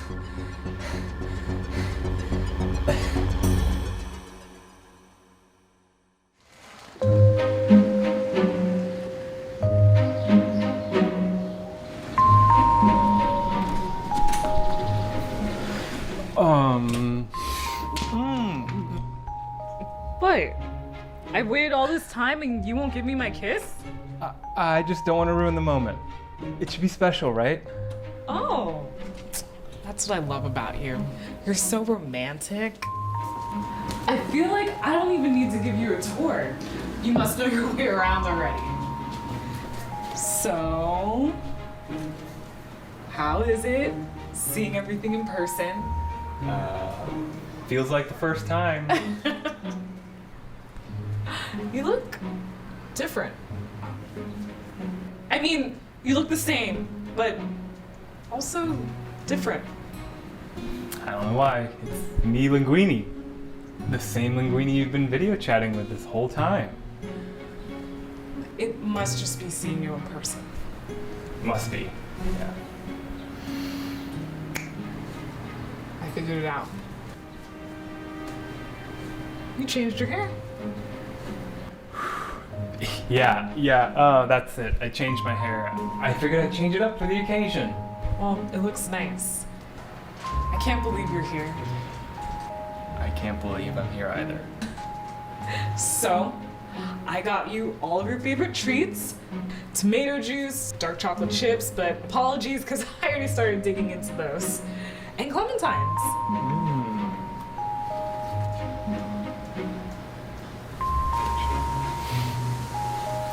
I'm so excited you're here.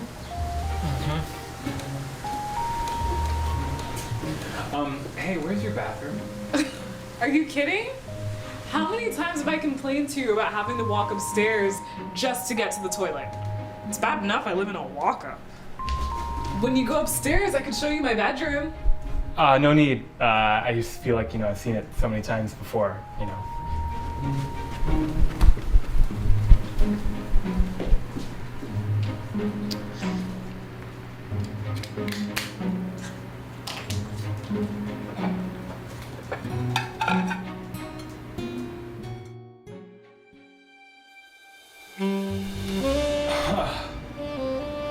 That was excellent.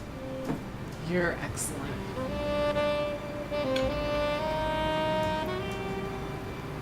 You still haven't seen my bedroom.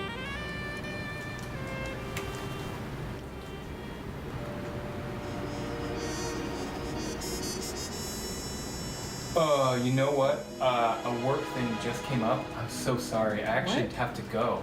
What? You said you're going to spend the night. That was the plan. We quarantined for 2 weeks. Thank you so much for dinner. It was great, really. Are you kidding? Linguini! Linguini!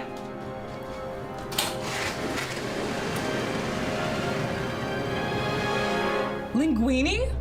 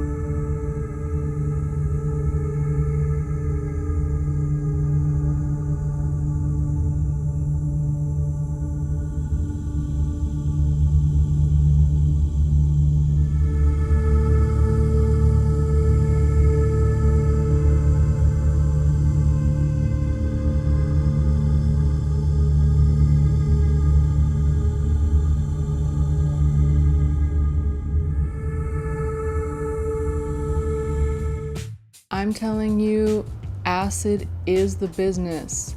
You get some AA batteries, you light them up and stuff, boom, you got the best high in the world. Yeah, I don't know, Frank. I've been hearing that even those vaporization pens are pretty bad for you. Vapes. They're called vapes, Linguini. I said my name's Christina. And I said I would call you that as soon as you get rid of those noodle arms. How the hell are you even in this business? So will AAA batteries make better drugs than AA batteries? Guys, thank you so much for coming to celebrate with us. As you know, we have expanded into the Philippines and business is booming, so we are cruising. Congratulations, Bella. Seriously, your father will be proud. Oh, thanks, Emmy. So, are we celebrating the both of you? Alex has been a little effeminate on the deals lately. I mean, look at this place. Frankie, it's effeminate. And Frankie, I appreciate the shout out, but learn to shut up. Oh, okay then. Well, dinner's almost ready. Enjoy the chips for now.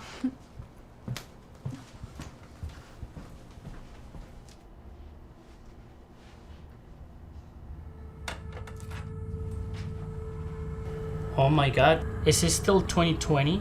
I'm sorry, what? My vision? Yeah, it is. I've been eating a lot of carrots for that. I could not see anything without my contacts. Damn it! Oh my god, you idiot! I'm sorry, I didn't mean to. Yeah, you're making a mess. We have guests over. I was just trying to help, you know, I just thought that I could, like, do Oh this. yeah, big mistake. You thought. You move, I'll do it. Alex, you okay? He's fine.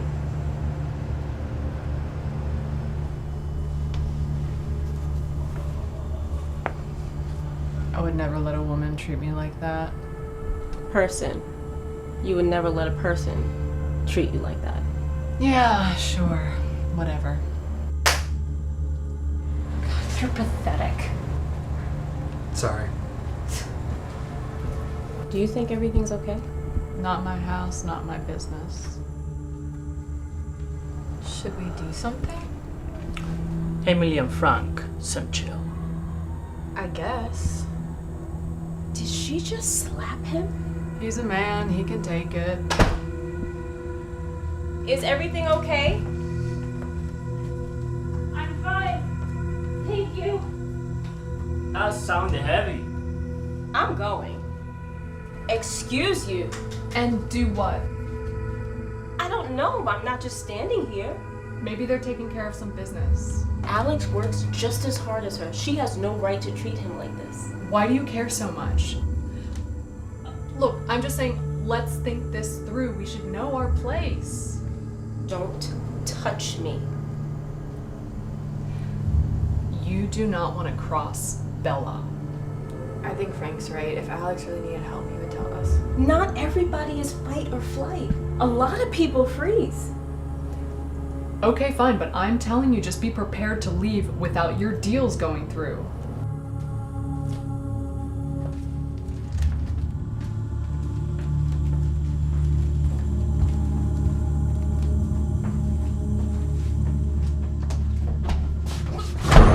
Oh Lord. Well, what the hell, Bella? Sorry. We just. Seriously, Alex, what is this? Yes, sorry. The food's almost ready. Just go wait.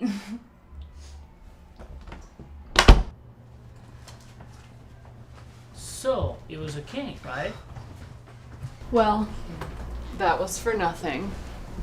Better safe than sorry. Safe for who, though? Like, do you know how many deals we could have lost if they'd been pissed at us? Again, not my business, Emmy, but you just want to be careful who you're eyeing. You don't want to get involved in all of that.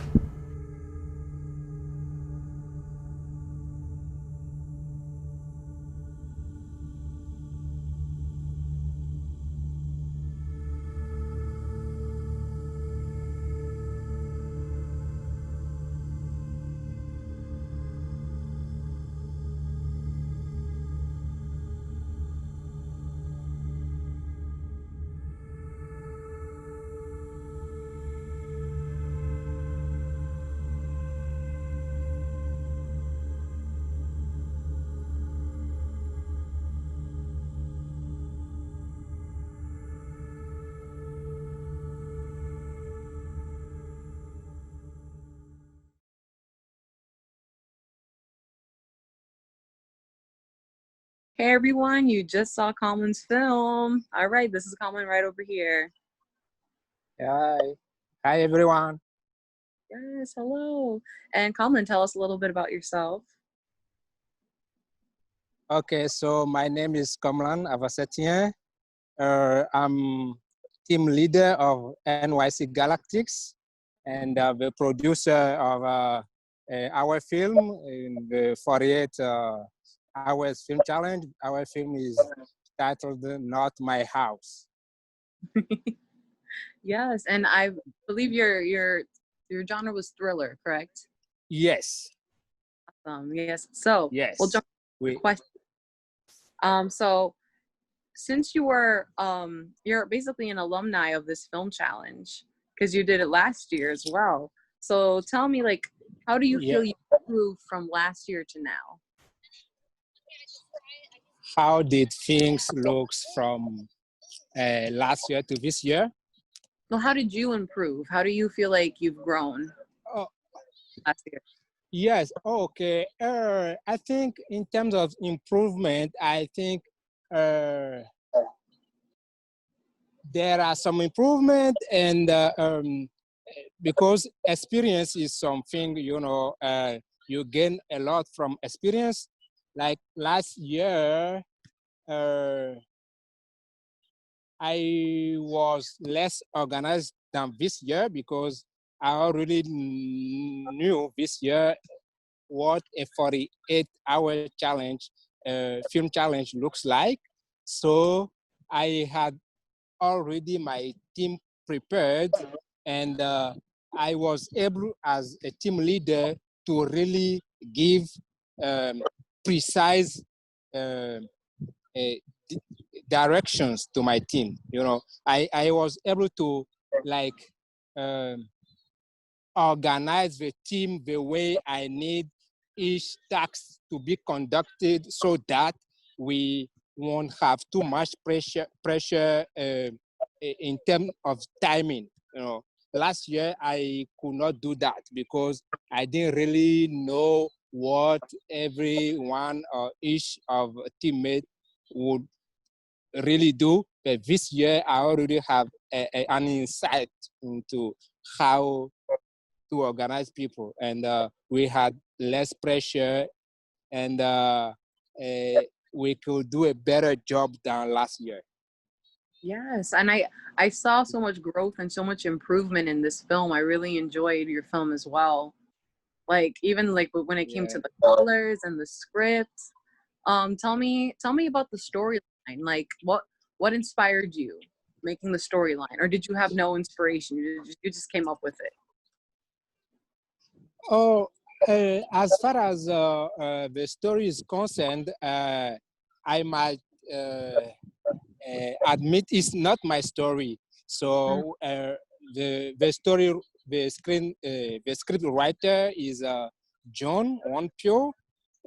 John is someone John is someone I met through a networking event, and I've followed him on social media for over a year, and I've seen his work, and I'm like, this is someone reliable. Like I can trust him to just come right away and give us something when he does not have any idea of what is going to be asked to him prior, So so and the day like Friday when the props and like the required elements were given to us, he was on the Zoom call and I was on the Zoom call, and we were communicating in the background. And I'm like, I trust you, I know you, and I know you will come with something, So once the call, once the kickoff was over, I'm like, I was talking with other members of the team, and I like, okay, let's let us give some space and time to John. I know he will give us something. And John was like, give me an hour. He said, okay, we're waiting for you because we cannot move forward without a script. So I was like, okay. And then like 2 hours later, he was, I have a solid idea. Right? Okay, if you say it, I know you, I trust you. I don't know what your idea is, but I trust you. So he came up with a script, and that Friday night, we read the script, and I'm like, this is good. Yes, so that's how we got that story, yes. Yes, that was a great story. I actually know him too through network. So I guess you have two people here that can say that through networking you can find really good teammates. So I'll ask you one last question. What was it like? What was it like having to film this with so many people, but also Yes. having to COVID safety? Once again, I think we can like say thank you to John for that number of people in our film, because as a team leader, I wanted to have some room in terms of like the number of person, because you know sometimes last year that thing happened to me. There were a lot of people I talked to prior to the kickoff, and I'm like, I want you to be part of a team. They were like, yes, I want. And then at the last moment, people start saying, oh, you know, I'm sorry, I'm not free this weekend. So I put that number together just in case. I was not planning to make everybody come on set, to make everybody play, you know.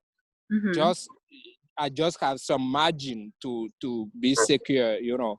But then John was able to write a script that included everyone on the team.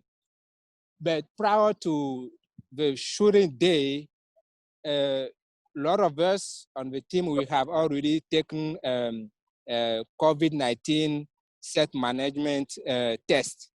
So we knew, yes, we have really, beside what is already on the media, we have like trained ourselves to handle like social distancing, putting a sticker to make people social distance on set.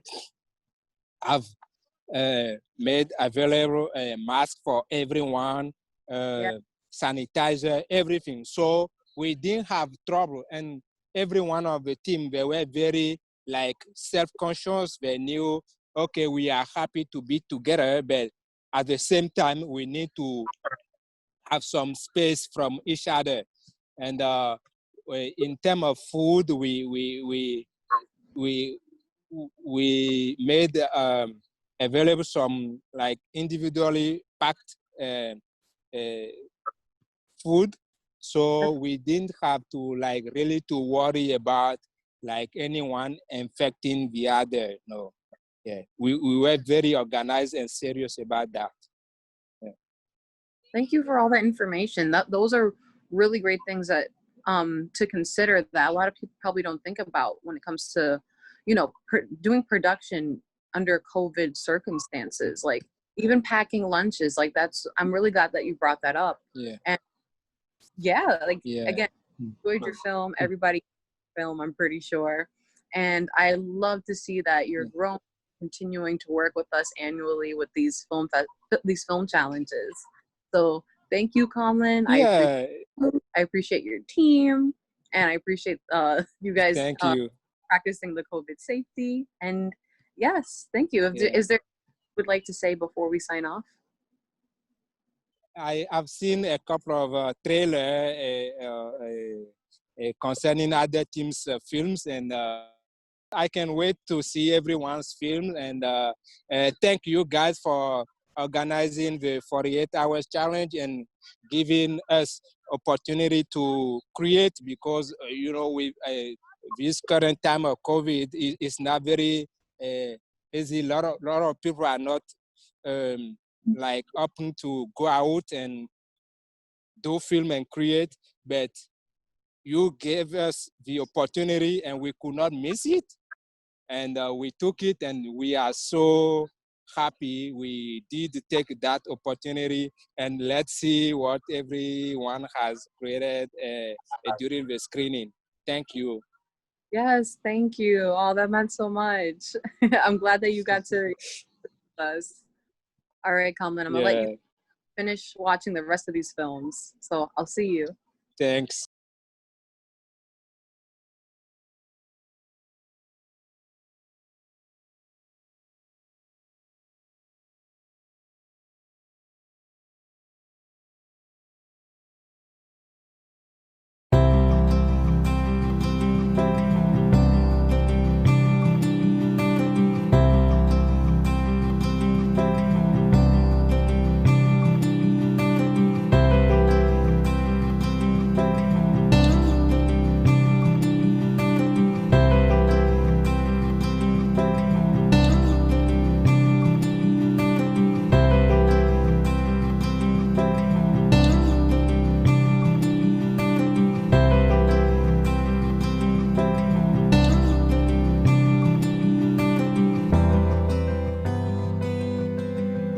What the heck do we need to talk about?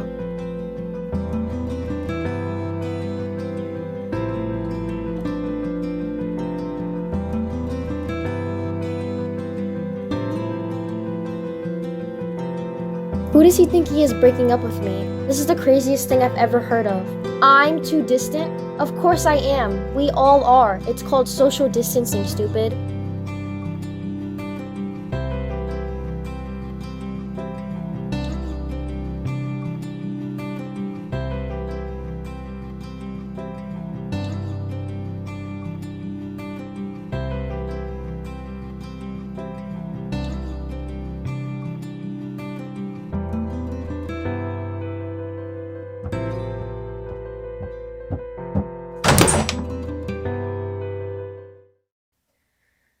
How dare you, Linguini? I loved you. Think.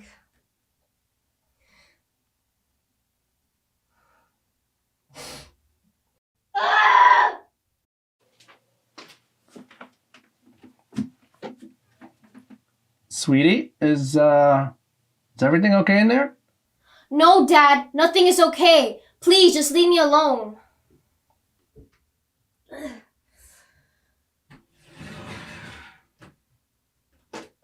Why are there so many AA batteries in here? Just trying to get rid of this headache. All right, well, yeah, don't worry about it. It happens to everybody, okay? Just a little bit more water, some fiber in your diet, and you'll be brand new. Huh? Ew, Dad, you're gross. I'm not even using the bathroom. I'll be okay. Okay, I got it. All right, whatever it is, just, I'm here for you, okay? Talk to me. What's going on? What's up? What's the sitch?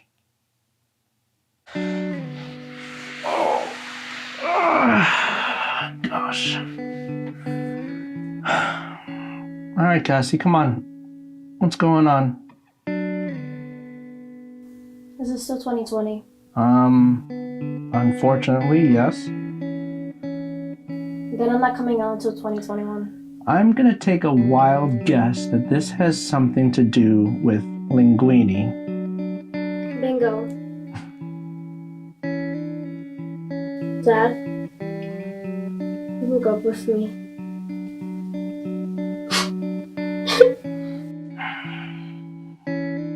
Well, he's a damn fool for doing that to you. Who does he think he is? That's what I said.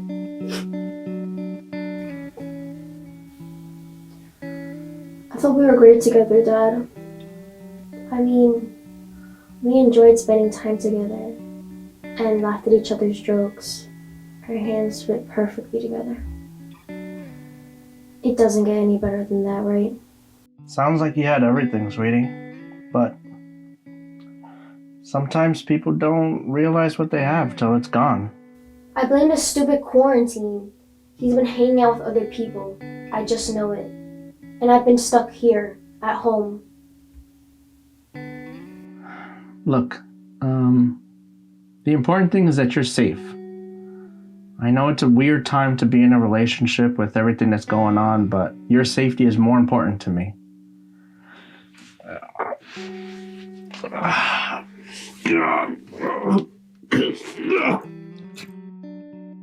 Look, sweetie, I know you're feeling all types of emotions right now, but I need you to know one thing. You're an amazing young lady.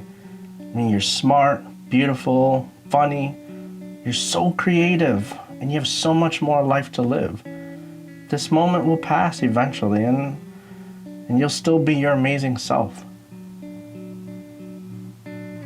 Now, I need you to wash off your face, forget that Linguini for now, and get out of this bathroom to start your new life without that loser. He doesn't deserve you.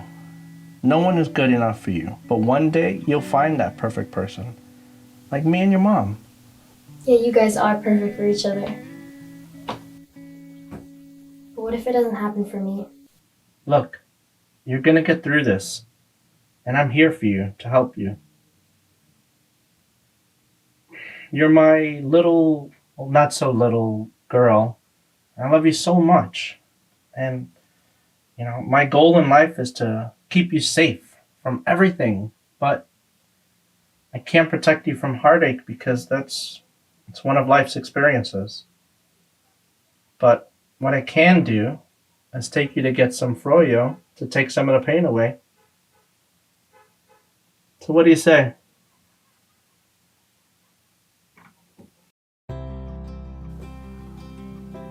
There's my Cassie. I love you, Daddy.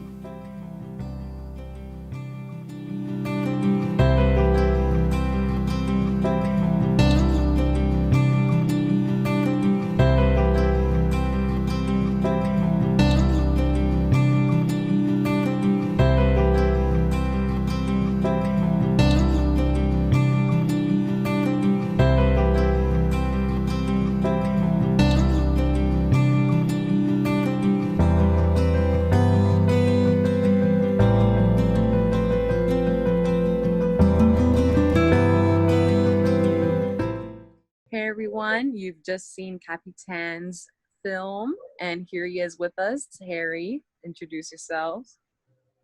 Hi, I'm Harry Santiago from Team Cappytanns Corner, and we were saddled with romance.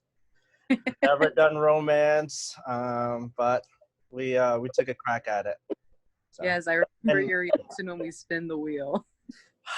yes, it was like, but I mean, we stuck with it. So we finished our film, as you just saw, and it was The Space Between. Yes, and I enjoyed it. I was actually kind of emotional watching it, to be honest, because I loved the daughter-father relationship, which is, you know, is based on a true story. So that's also what for me. So I really enjoyed watching that. And with that, I wanted to ask, because we didn't specify what kind of romance, what led you to taking on the father-daughter relationship or the storyline that you chose to go with?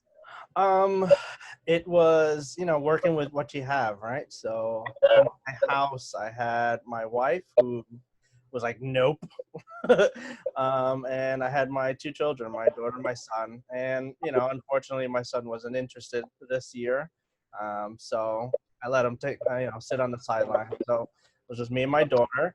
And I didn't want to be awkward. So I made it a father-daughter thing. And, it just, as soon as I saw that that's what we had, then, you know, it just clicked. I was like, you know, we can use the required elements, and Mr. Linguini was born as the bad boyfriend. So that's how it started. Yes, the variations of like how everyone used the name Linguini it's pretty creative. Yeah, it was fun. On our part, it was fun too. But every now and then, you know, we had to, you know, do multiple takes because we kept saying Luigi. So. And they're like, cut, like, no. Yeah. I'll ask another question. Let me check really quick. Do you think the limitations for this challenge was either easy or was it harder? I mean, for me, it was a little tough, only because I've done films. You know, this is actually my second film that I've done, you know, start to finish by myself, or, you know, just with a limited group. Mostly I've worked with, you know, other people and stuff. So for me, it was challenging, but I think we did really well with our time management. You know, we broke up each part of it. You know, the writing, we knocked that out Friday. Saturday we took some time to think. We did, you know, we reviewed the script. Then Saturday evening we did our shooting, and then Sunday was just editing. So, and you know, I'm not the biggest, you know, editor, so it was like, you know, just getting it together, making it flow like a story. You know, I guess, of course, with a lot more time, I'd be able to actually do things that, you know, I don't know, just little tweaks. After you watch it, you know, over and over, you're like, oh, I could have done this, I could have done that. But I think with the time that we had, it was perfect to do something of that size. So Yeah, it forces us to use our creativity, you know? Yes, exactly. Yes, forcing to let those creative juices flow, and like you never know what comes out of that. Like we've seen so many interesting things, including your film. Thank you. Really enjoyed. So what was it like having your family as a crew? Oh my gosh. Well, you know, you can't fire anybody who's working for free and they, you know, they live with you. But no, it was fun, and it was a great experience. I would love to do it again, and you know, we're planning on doing it again. My wife is super supportive. She's a character too, so she was like, you know, going on strike, and then she was speaking to her manager and you know, and she was just helping with like set design and stuff. So, but that was fun, and it was awesome seeing my daughter, you know, so into it and doing so much. You know, it was a really proud daddy moment. You know, so it was fun. Yeah, that was so cool. Yes, I remember the BTS photos of all of you with the camera. That was really fun. Mm-hmm. Yeah. It was cool. Yes, and I have one last question. So I guess you kind of answered this question already, but I'm gonna ask anyway, just in case you have anything else to add. But what challenges that you had with this genre? I mean, I love watching, you know, romance movies. And like I said, it's definitely easier when you have more of a crew, a cast. But I think for this one, I think my daughter, you know, Cassie did a hell of a great job. I think that's her first acting experience, and you know, and she's really getting into film. So I think it really helped out that she was so enthusiastic, and you know, she really wanted to get it done. So I think just, you know, I guess with more experience, I'll learn to love it more. But you know, comedy and drama, like the easiest to come through on screen, at least for me. I can do romance, but I need adults, you know, or at least a couple of, you know, people the same age. So No, but I think when you worked with what you had, like it was great. Like it made me emotional. I had a really good time with that. Like you know, when you just forget like the time limit of like watching a film, if that makes sense. But like really like involved with the script writing. So good job. Yes. I appreciate that. Thank you very much. Of course. A lot. I hope your family make a whole production company. Oh, we're dying to do that. Awesome. So Harry, before we go, any last words before you sign off and we watch the other films? I just wanted to thank you guys for this experience. It was awesome. It really was. And we're looking forward to next year. We'll have a bigger team. I'll get my son out there, you know. Next And then, year. just congrats to everybody.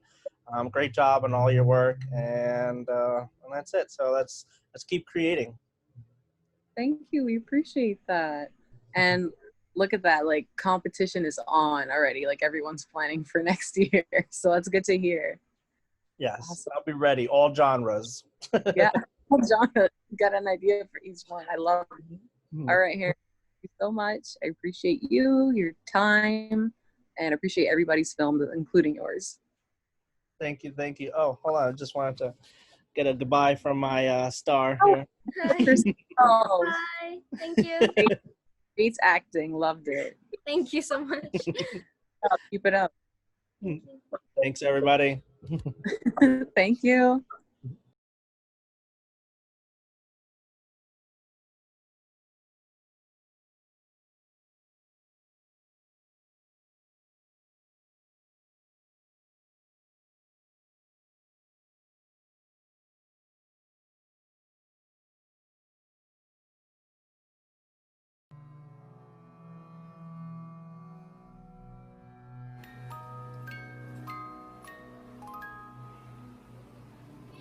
Now begin with the virtual home tour. All right. You'll find the house is in top condition. Looks great. I love the blue. All I can afford is a bargain. Your gains will be plentiful here. Moving on to the next room. Okay, pink. Flowers, butterflies, dolls. Whoops. The home was filled with warmth. I'll take it. Should I send help for cleanup? I work alone. How industrious. Perhaps some things deserve a second look. You are way more personal and straightforward than most people.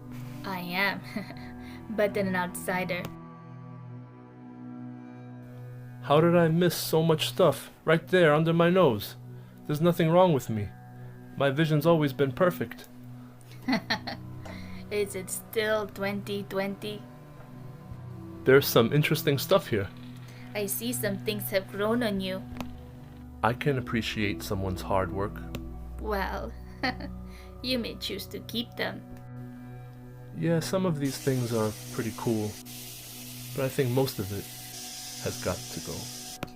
Perhaps I can explain your background. Madame Linguini was a beloved local toy maker and collector.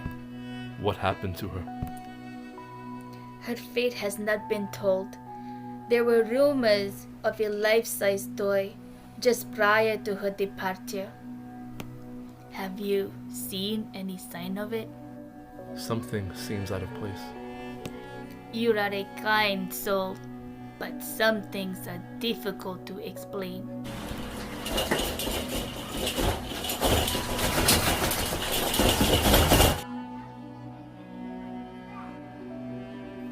Perhaps it is fate. What are you talking about? Do you believe in the occult? I don't believe in anything.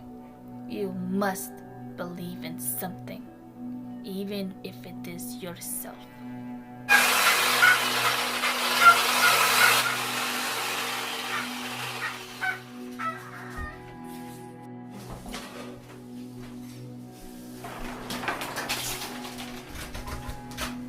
Believe in yourself.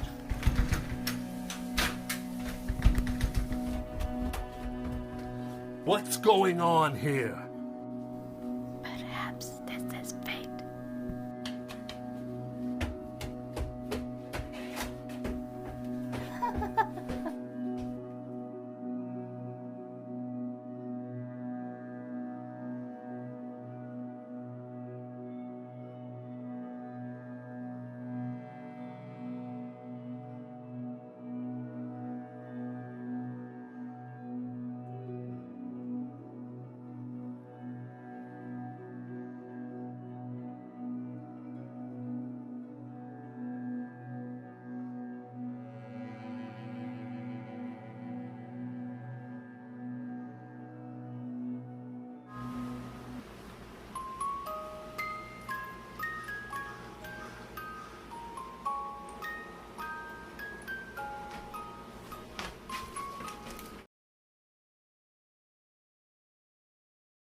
Hello, I'm Danny from First Cut from Team FCFC.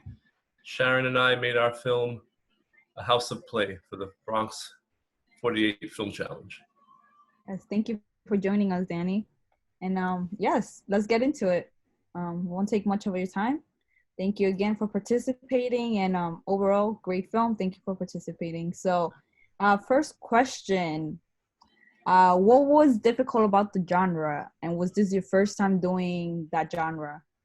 Yes, it was a difficult genre. It's the first time we did it. Our genre was horror. I admire horror movies, but I got really nervous when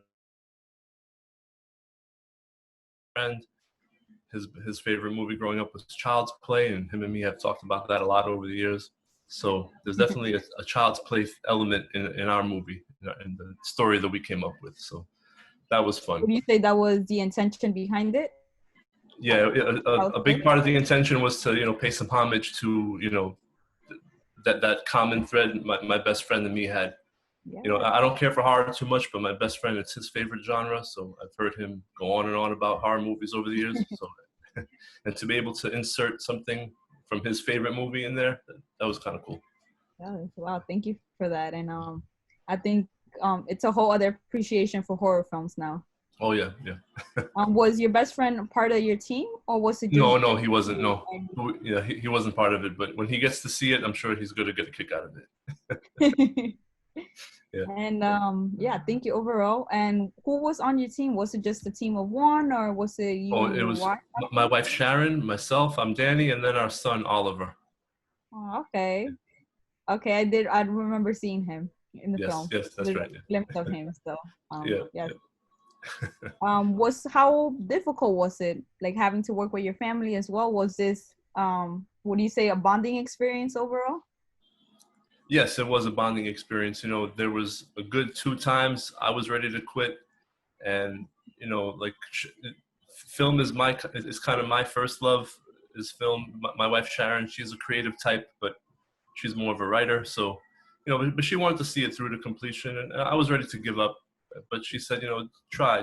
Maybe Oliver shouldn't see that we quit. So that stuck with me, and somehow we resurrected it from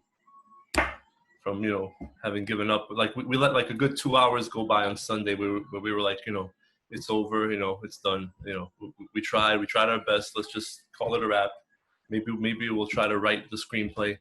But then something clicked, and we ended up working on it and got it in before the deadline.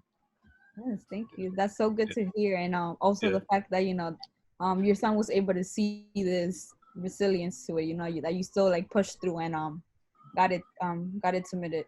So yes, he really enjoyed watching it. He asked it to be played over and over again. He watched it about 5-6 times. Yes, that's such a beautiful experience. Yes. And I hope he does remember this, and moving forward, I'm sure he's gonna want to like continue to show this to his friends too. Yes. But it was a big surprise to give up so badly and then be, find new life. So that part of the experience, I'm so glad we experienced something like that. That kind of born again feeling. Thank you. And would you say that this was your first time participating in a 48-hour film challenge? Yes. I've been involved in shorts before, but never with a deadline like this. And, everything falls on us in this way. And figuring out editing was really tough. Yeah. So. Okay, so what do you say that was the most hardest part? I would think production-wise was the hardest part. Oh, production was fun, and because it was just my wife and I would never want to be a lead actor, but I had to be. My wife, she was even more hesitant, but we got her on. She agreed to be on screen. It was very helpful, I thought. And she was very happy with how it came out too. So it was really fun, and but production was fun, but editing turned ugly, but luckily we got it done. How many hours would you say you slept? Oh yeah, that Saturday night. Well, Friday night we slept regular. We said we're gonna do all the work Saturday and Sunday. Saturday I slept about 4 hours. Oh my God. Sharon she got kind of 6 hours or so, but I would normally get my 6-7 hours.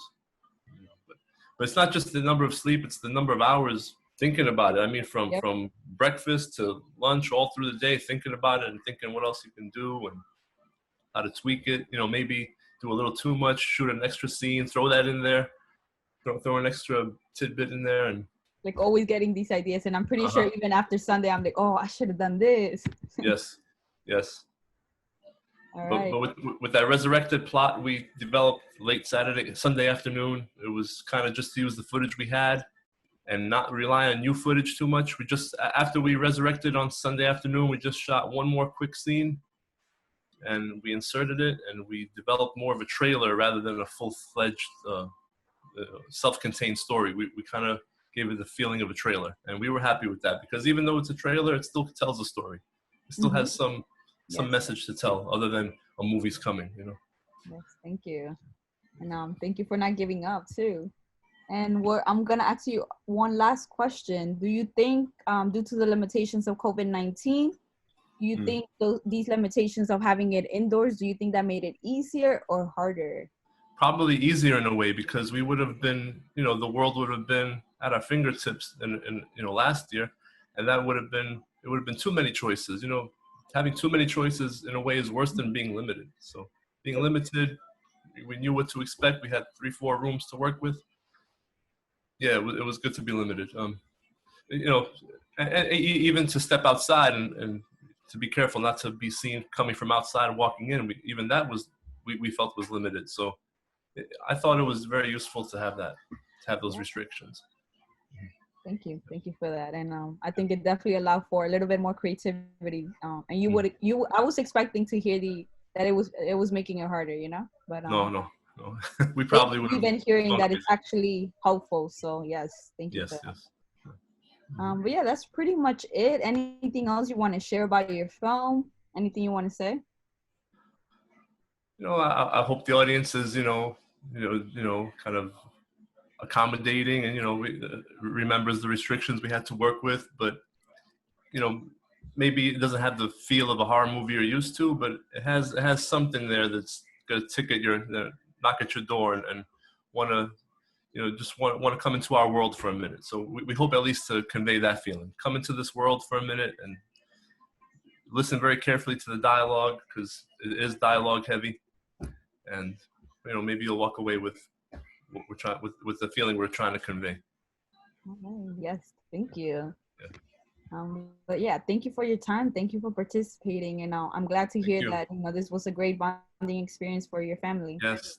Thank you all. Thanks to all 4 of you, and, you know, putting your heads together and coming up with the rules, and the weekend was a good choice, and, you know, working with what we have with, you know, being sheltered in place and post-COVID, during COVID.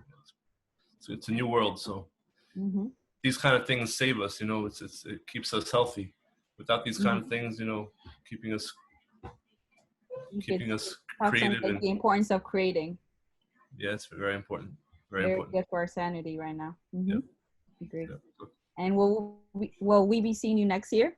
Oh, I hope so. Yeah, that would be great. Yes, thank you. Yes, that'd be exciting. Make a comeback.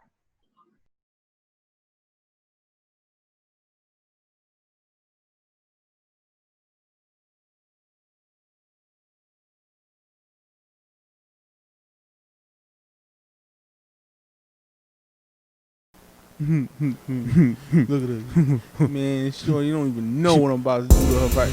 Oh, come on, man. Oh. Speak on it. What's up, man? What you up to? You don't be asking me no questions, man. I'm doing big boss things. Yeah, shut up. You're not that interesting. Listen, tell me something. What's the difference between 10W and 5W motor oil? Thickness, dog. 10W's like that girl Clarice from Gun Hill. Put that in that junk that you drive. Nah, it's for a generator. Yo, speaking of thickness, man, I met this shorty the other day. Oh, man. Yo, I'm about to give it like 2-3 days or something like that. And then after that, I'm trying to meet up. Meet up? Dude, New York is shut down. Down. I'm lonely. Doing what I can by myself. Damn it, I'm lonely.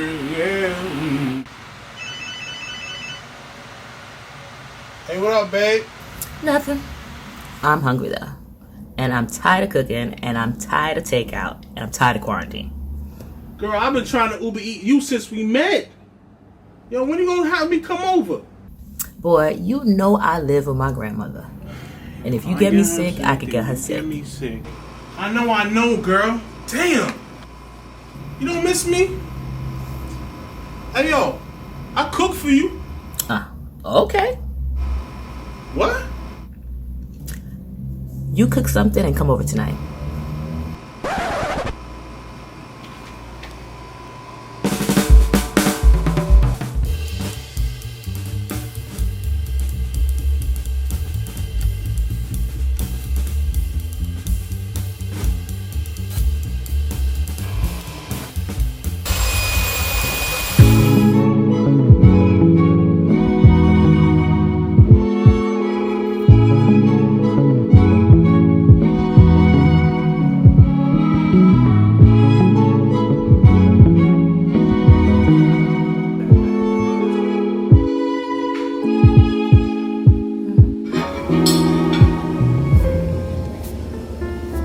What's on there?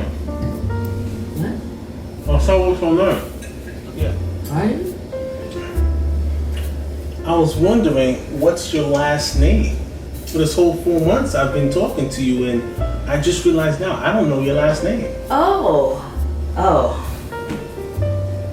Well, okay. Well, actually, I was adopted into an Italian family, so my last name is Linguini. Okay. So, wait. So your full name is Linguini? My name is Linguini. Okay. That's no. Yeah. Yes. Well. You know, it's been real nice seeing you for all this whole time. I was wondering maybe we can watch a movie, hang out for a little while. Sure. You ready for that? No problem. All right, here we go. That's what I'm saying. We don't need these anymore, do we? Nah, we're good. We're good? So, I was wondering if you was interested in little tonsil hockey. What? Fish fingers. A little in and out. The donut meets the hot dog. A little H1, get one. A little Will and Jada. A little Jada in August. Pink cookies in a plastic bag. Being crushed by buildings. A little Rona, no virus.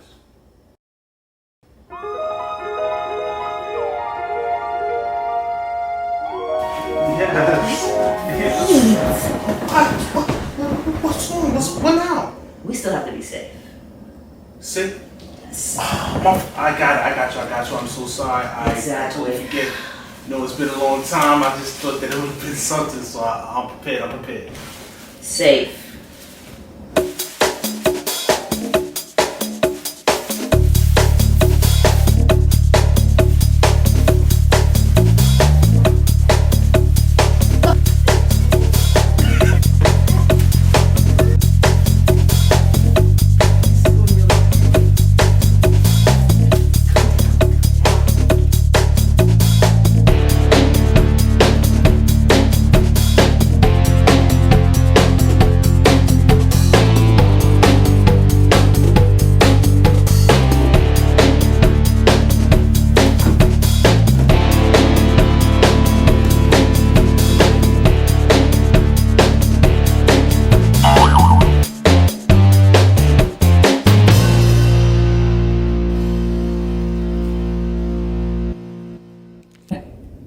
Is it still 2020?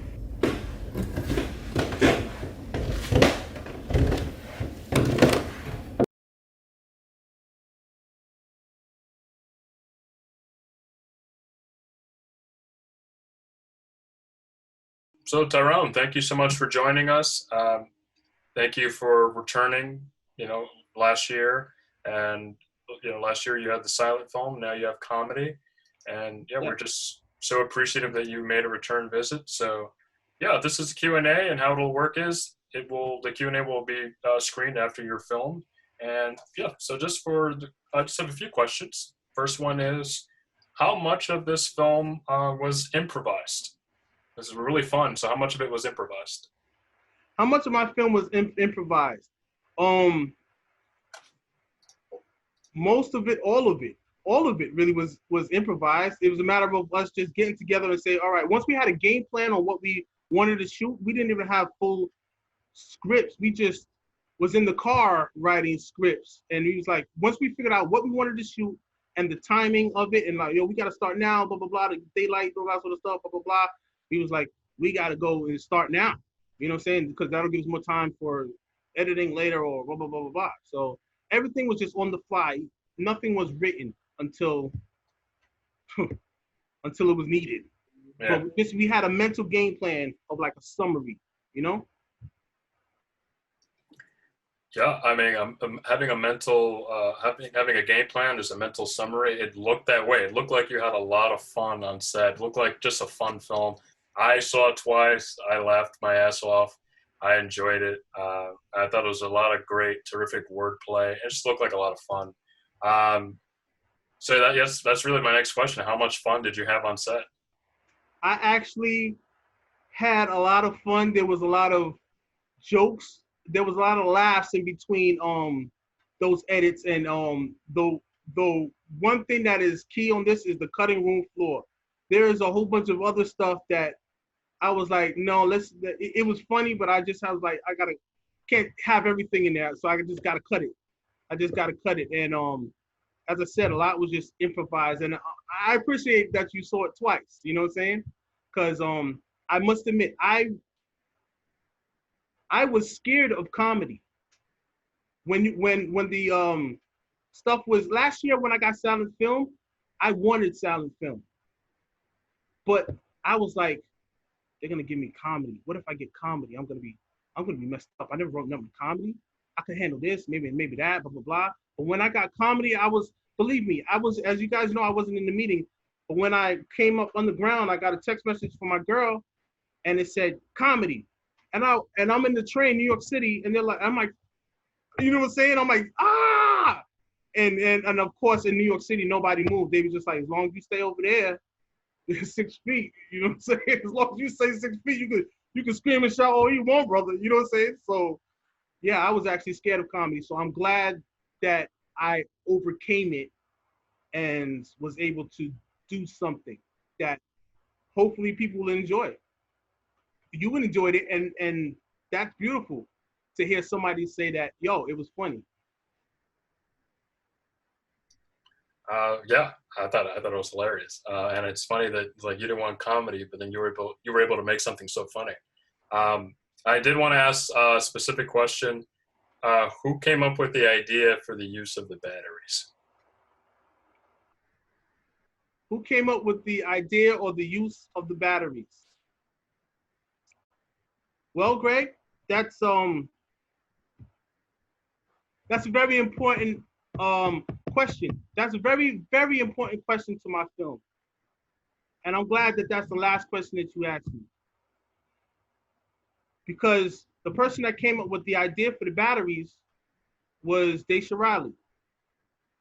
Daisha Riley was my fiance. And up until Monday, she passed away. And that's why this film that I made, I didn't know what I was making. I didn't know how important it would be to me in my life. But if you Google Daisha Riley, you will find that she was a Good Morning America producer for 15 years. They ran a special piece on her. And I actually met her. The day I met her was the day of our last Film 48. I decided I'm gonna go meet this girl. You know, yeah, I got this film to do, but I'm gonna go meet this girl, see what she's about. And I did. We had a great day. I was like, yo, that was a great time. And then I went to sleep, still not knowing what I was gonna do. Woke up, and then I wrote the last film. But it was her idea to do this scene with the batteries. And I'm gonna tell you guys this, which is the honest to goodness truth. I put a lot of other scenes in my film. And that's not exactly what I wanted to use as far as the batteries, because Greg, what you created with this whole scene was important. I know that you liked that whole thing, and you really liked what I did last year with the cheese sandwich, with the chopped cheese. This year I did something different with the batteries, and she was like, you know, I took my extra time, I had extra editing time, and I actually did it. I actually shot it, and I believed in it because I was thinking about it for when I heard batteries. I was like, so I shot it, and so she said. I showed it to her before I submitted the film, and she was like, no, I don't like it. Take it out. And I was like, hold on. I'm team leader. You know, I'm saying this to my mom. I'm not going to say this loud to my girl. I'm like, yo, I'm team leader. This is going to work. They're going to like this. This represents me. This is my fun. I'm having fun with this film 48, and this is my film. And then I was like, you know, I'm team captain of a team. I had Andrea on my team. I had Donna on my team. And I still, even though I believed in my thing, I said, Daisha Riley's my girl. She's my woman. And I love her so much that if I have to take these battery scenes out of my film, just to show support that I'm willing to give up what's important to me, my artistic creativity, the only outlet that I kind of have for her, it's no problem, I'll eat that. Because I like film 48, it was great to win, but I was like, if I don't win, it's okay, because I'm already winning. You know what I'm saying? And I'm not gonna take this too much time, but her last piece that she did before she died was something that she fought for a long time on Good Morning America, and they shut her down and told her no. It's a piece on colorism, and if you have the time, I know people said, please Google it, and then people never Google it and look at it. But it was a piece on colorism, and in the piece, you know, you talk about Easter eggs. There's a piece in that film, in that little short clip, where she had let me see her work, and I never critiqued any of her work before, but she let me watch her work, and she said, "What do you think about it?" And I said, "I think you should do this and change this transition before the doctor comes in and do this, because it doesn't feel right." And she said, "Well, I'm not doing that." You know what I'm saying? And we never spoke about it again. I said, all right, baby, you know, that's your thing. That's artistic creativity. I'm just showing you what I saw. And up to this morning, when they played it on television, her last piece, and after her tribute, and I watched it, and I saw that piece right before the doctor, she changed it and did it exactly how I said to do it. And I felt like that was my personal Easter egg in there. Just like how I had in my film, and I changed my film for her, she changed her piece for me. And that was like a beautiful I love you. And that's the best Easter egg that you could fit in any kind of film that could ever exist. So I want you to know, Greg, whatever you started here with the film 48, just know that it started something very special for me, and it also commemorates the beginning of my relationship and the ending. So I want to thank you for it, because it's memorable. And the only thing that I ever got to work on her with is this film. And the fact that people can laugh at it is beautiful. And I'm gonna tell you one last thing before I know I don't ramble. But the last thing is that whole scene between me and the main character Donna, where I'm saying, Will, give me some little Will and Jada. Give me some little Jada and Augustine, and everything on that said, that was a woman named Daisha Riley sitting in the corner, shouting to me whatever she said, and I just regurgitated whatever she said. So that whole thing was just a glimpse of joy for me.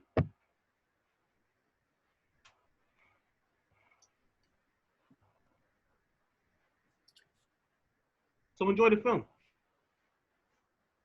Thank you. And I hope everyone else who watches it does what I did, which was laugh hysterically. And you can laugh hysterically to honor Daisha Riley and her creativity, her ideas, and lost another filmmaker, lost another artist. Yeah, there's nothing else I can say. I'm sorry for your loss, and I cannot commend you enough for talking to us about it, sharing that. Thank you for sharing. Thank you. No problem. Love you guys.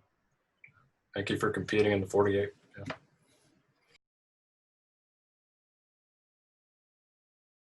Hi, everyone. Thank you so much for watching the films this year. We hope you had a great time and enjoyed yourselves.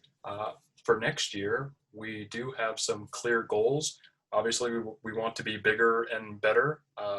But for next year, we're aiming for 48 short film submissions, 48 films made in 48 hours. And one more thing, we are aiming for something truly bold, a rooftop film festival screening summer 2021.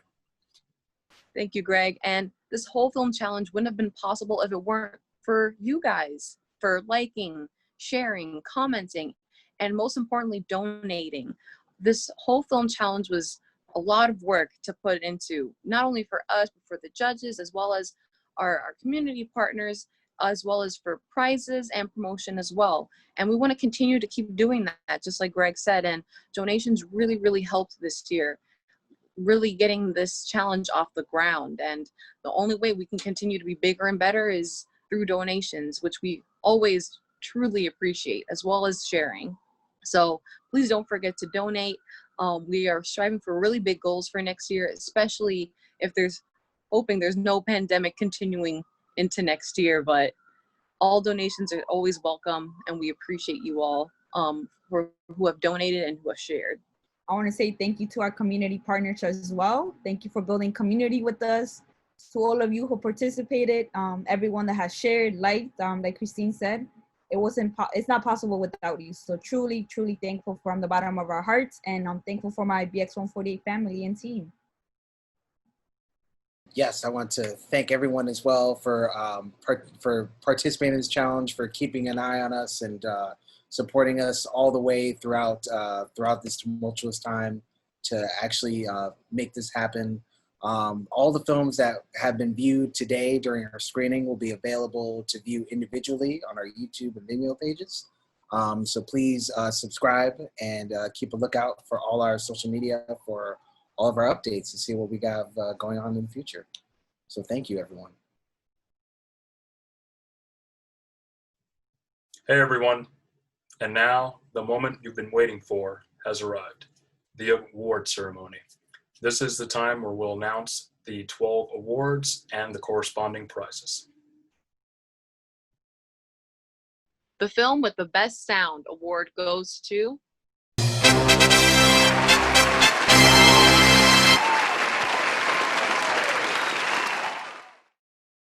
the award for best editing goes to this film.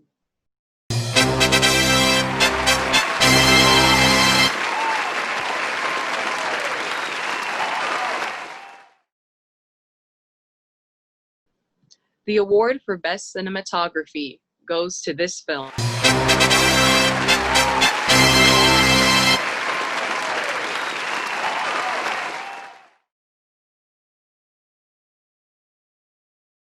The story award goes to this film.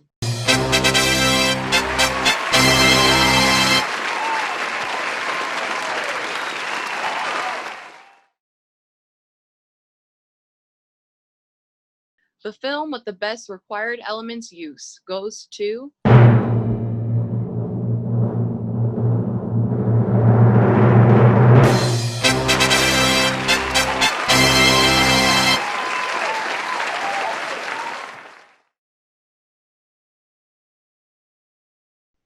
the award for Best Actor goes to this film.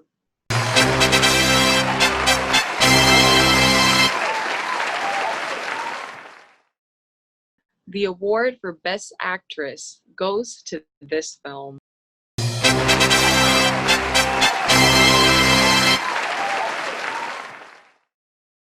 The award for Best Director goes to this film.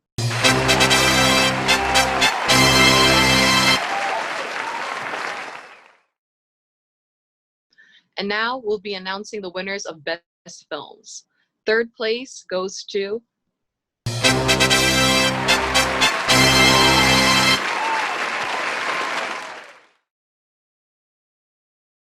second place goes to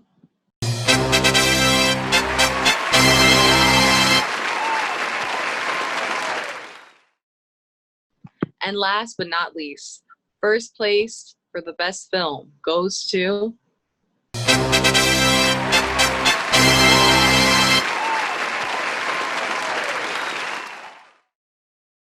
we'll be letting those winners know right after the screening and send them an email when it comes to the prizes. But we have more awards, people, more awards.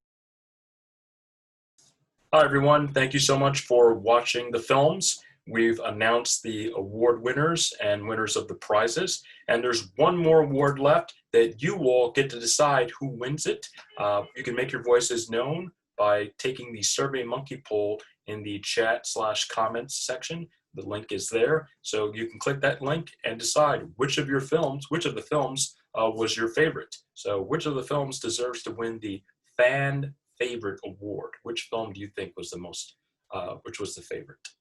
Thank you so much. And yeah, keep making films, keep creating. And it's been so much fun doing this. It's really a tremendous passion project. And we're happy to have done this even during a pandemic. We wanted to keep this going. So thank you so much. Welcome back. This is a tough morning for us here at GMA. One of our stars, Daisha Riley, a young and talented producer, suddenly and unexpectedly passed away. She rose through the ranks over the years on our show, working on stories that have made so many of you, our viewers, smile and tear up. Her legacy lives on in a powerful voice she shared through storytelling. You might not have known Daisha Riley's name, but if you watched GMA for the past 14 years, trust us, you saw her incredible work, because Daisha loved nothing more than telling America a story. Daisha Riley could write a breaking news piece with lightning speed. On features, she could make you cry with her exquisite choice of words. And when Amy interviewed the cast of Game of Thrones, you'd better believe that Daisha made sure that set actually had a throne to make the actors' jaws drop. Nice set. Thank you. Well done, gents and ladies. As one colleague said, Daisha had grit and grace. She took pride in her work, and she fought for it. Because to Daisha, there was no greater privilege than helping you at home start your day. And trust us when we say that for all of us at GMA, there was no greater privilege than knowing Daisha Riley. She was never the loudest voice in the room, but she was always the smartest, funny and brilliant, and above all, kind. Quick with a smile and a kitten meme just when you needed it most. No, you might not have known Daisha Riley's name before today, but now you do. A world-class producer, a pillar of GMA, and a friend to us all. And she was beloved by all of us here. Her smile lit up a room, her talent, not just recognized by our team here, but by journalists across the board. She won multiple Emmys for her incredible work. And it's hard for us and difficult to even wrap our heads around this, but we can't express how much we're going to miss her. We are thinking about her family and her fiance Tyrone this morning. I found some emails that she sent to me recently on stories that we were working on. Just from a perspective of a correspondent in the field, it always brought me comfort and confidence knowing that she was on the story with us. She really was one of the best. And you mentioned her voice. I think of being on the phone with Daisha so many times as we would work on pieces, and she had the sweetest voice. She was known for this sweet voice, but she really was a light on this team, and we want America to know that, but we especially want Daisha's fiance and her family to know that we love her and we will miss her very much. She always brought the best.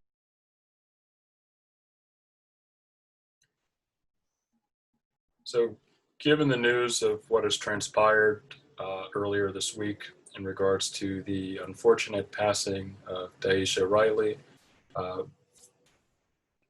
having spoken to her on Slack as well as email, she was someone who was conscientious and competitive, someone who was a terrific teammate. You know, Tyrone couldn't make the kickoff meeting, and she took over. She apparently assisted greatly in the facilitation of the lines, the hilarious improvisational lines in the film, and just dictated the pace and once again gave outstanding direction. Having never met her, Tyrone spoke fondly of her, and having read about her and seeing what Michael Strahan and the rest of the supporting team at Good Morning America said about her, only just imagining what a great human being she was. And she is gone, without a doubt, far too soon. It is painful. This is life. We live and we die. And I just want to say from the bottom of my heart that this is an opportunity, and I speak for the team, to really appreciate the members of your family, your loved ones, your friends and family, people in your life. So, serious note, guys. We lost a visual storyteller. We lost an artist, and it hurts deeply. And I want to give thanks to Tyrone for having the strength to share that pain, because that's life. Thank you.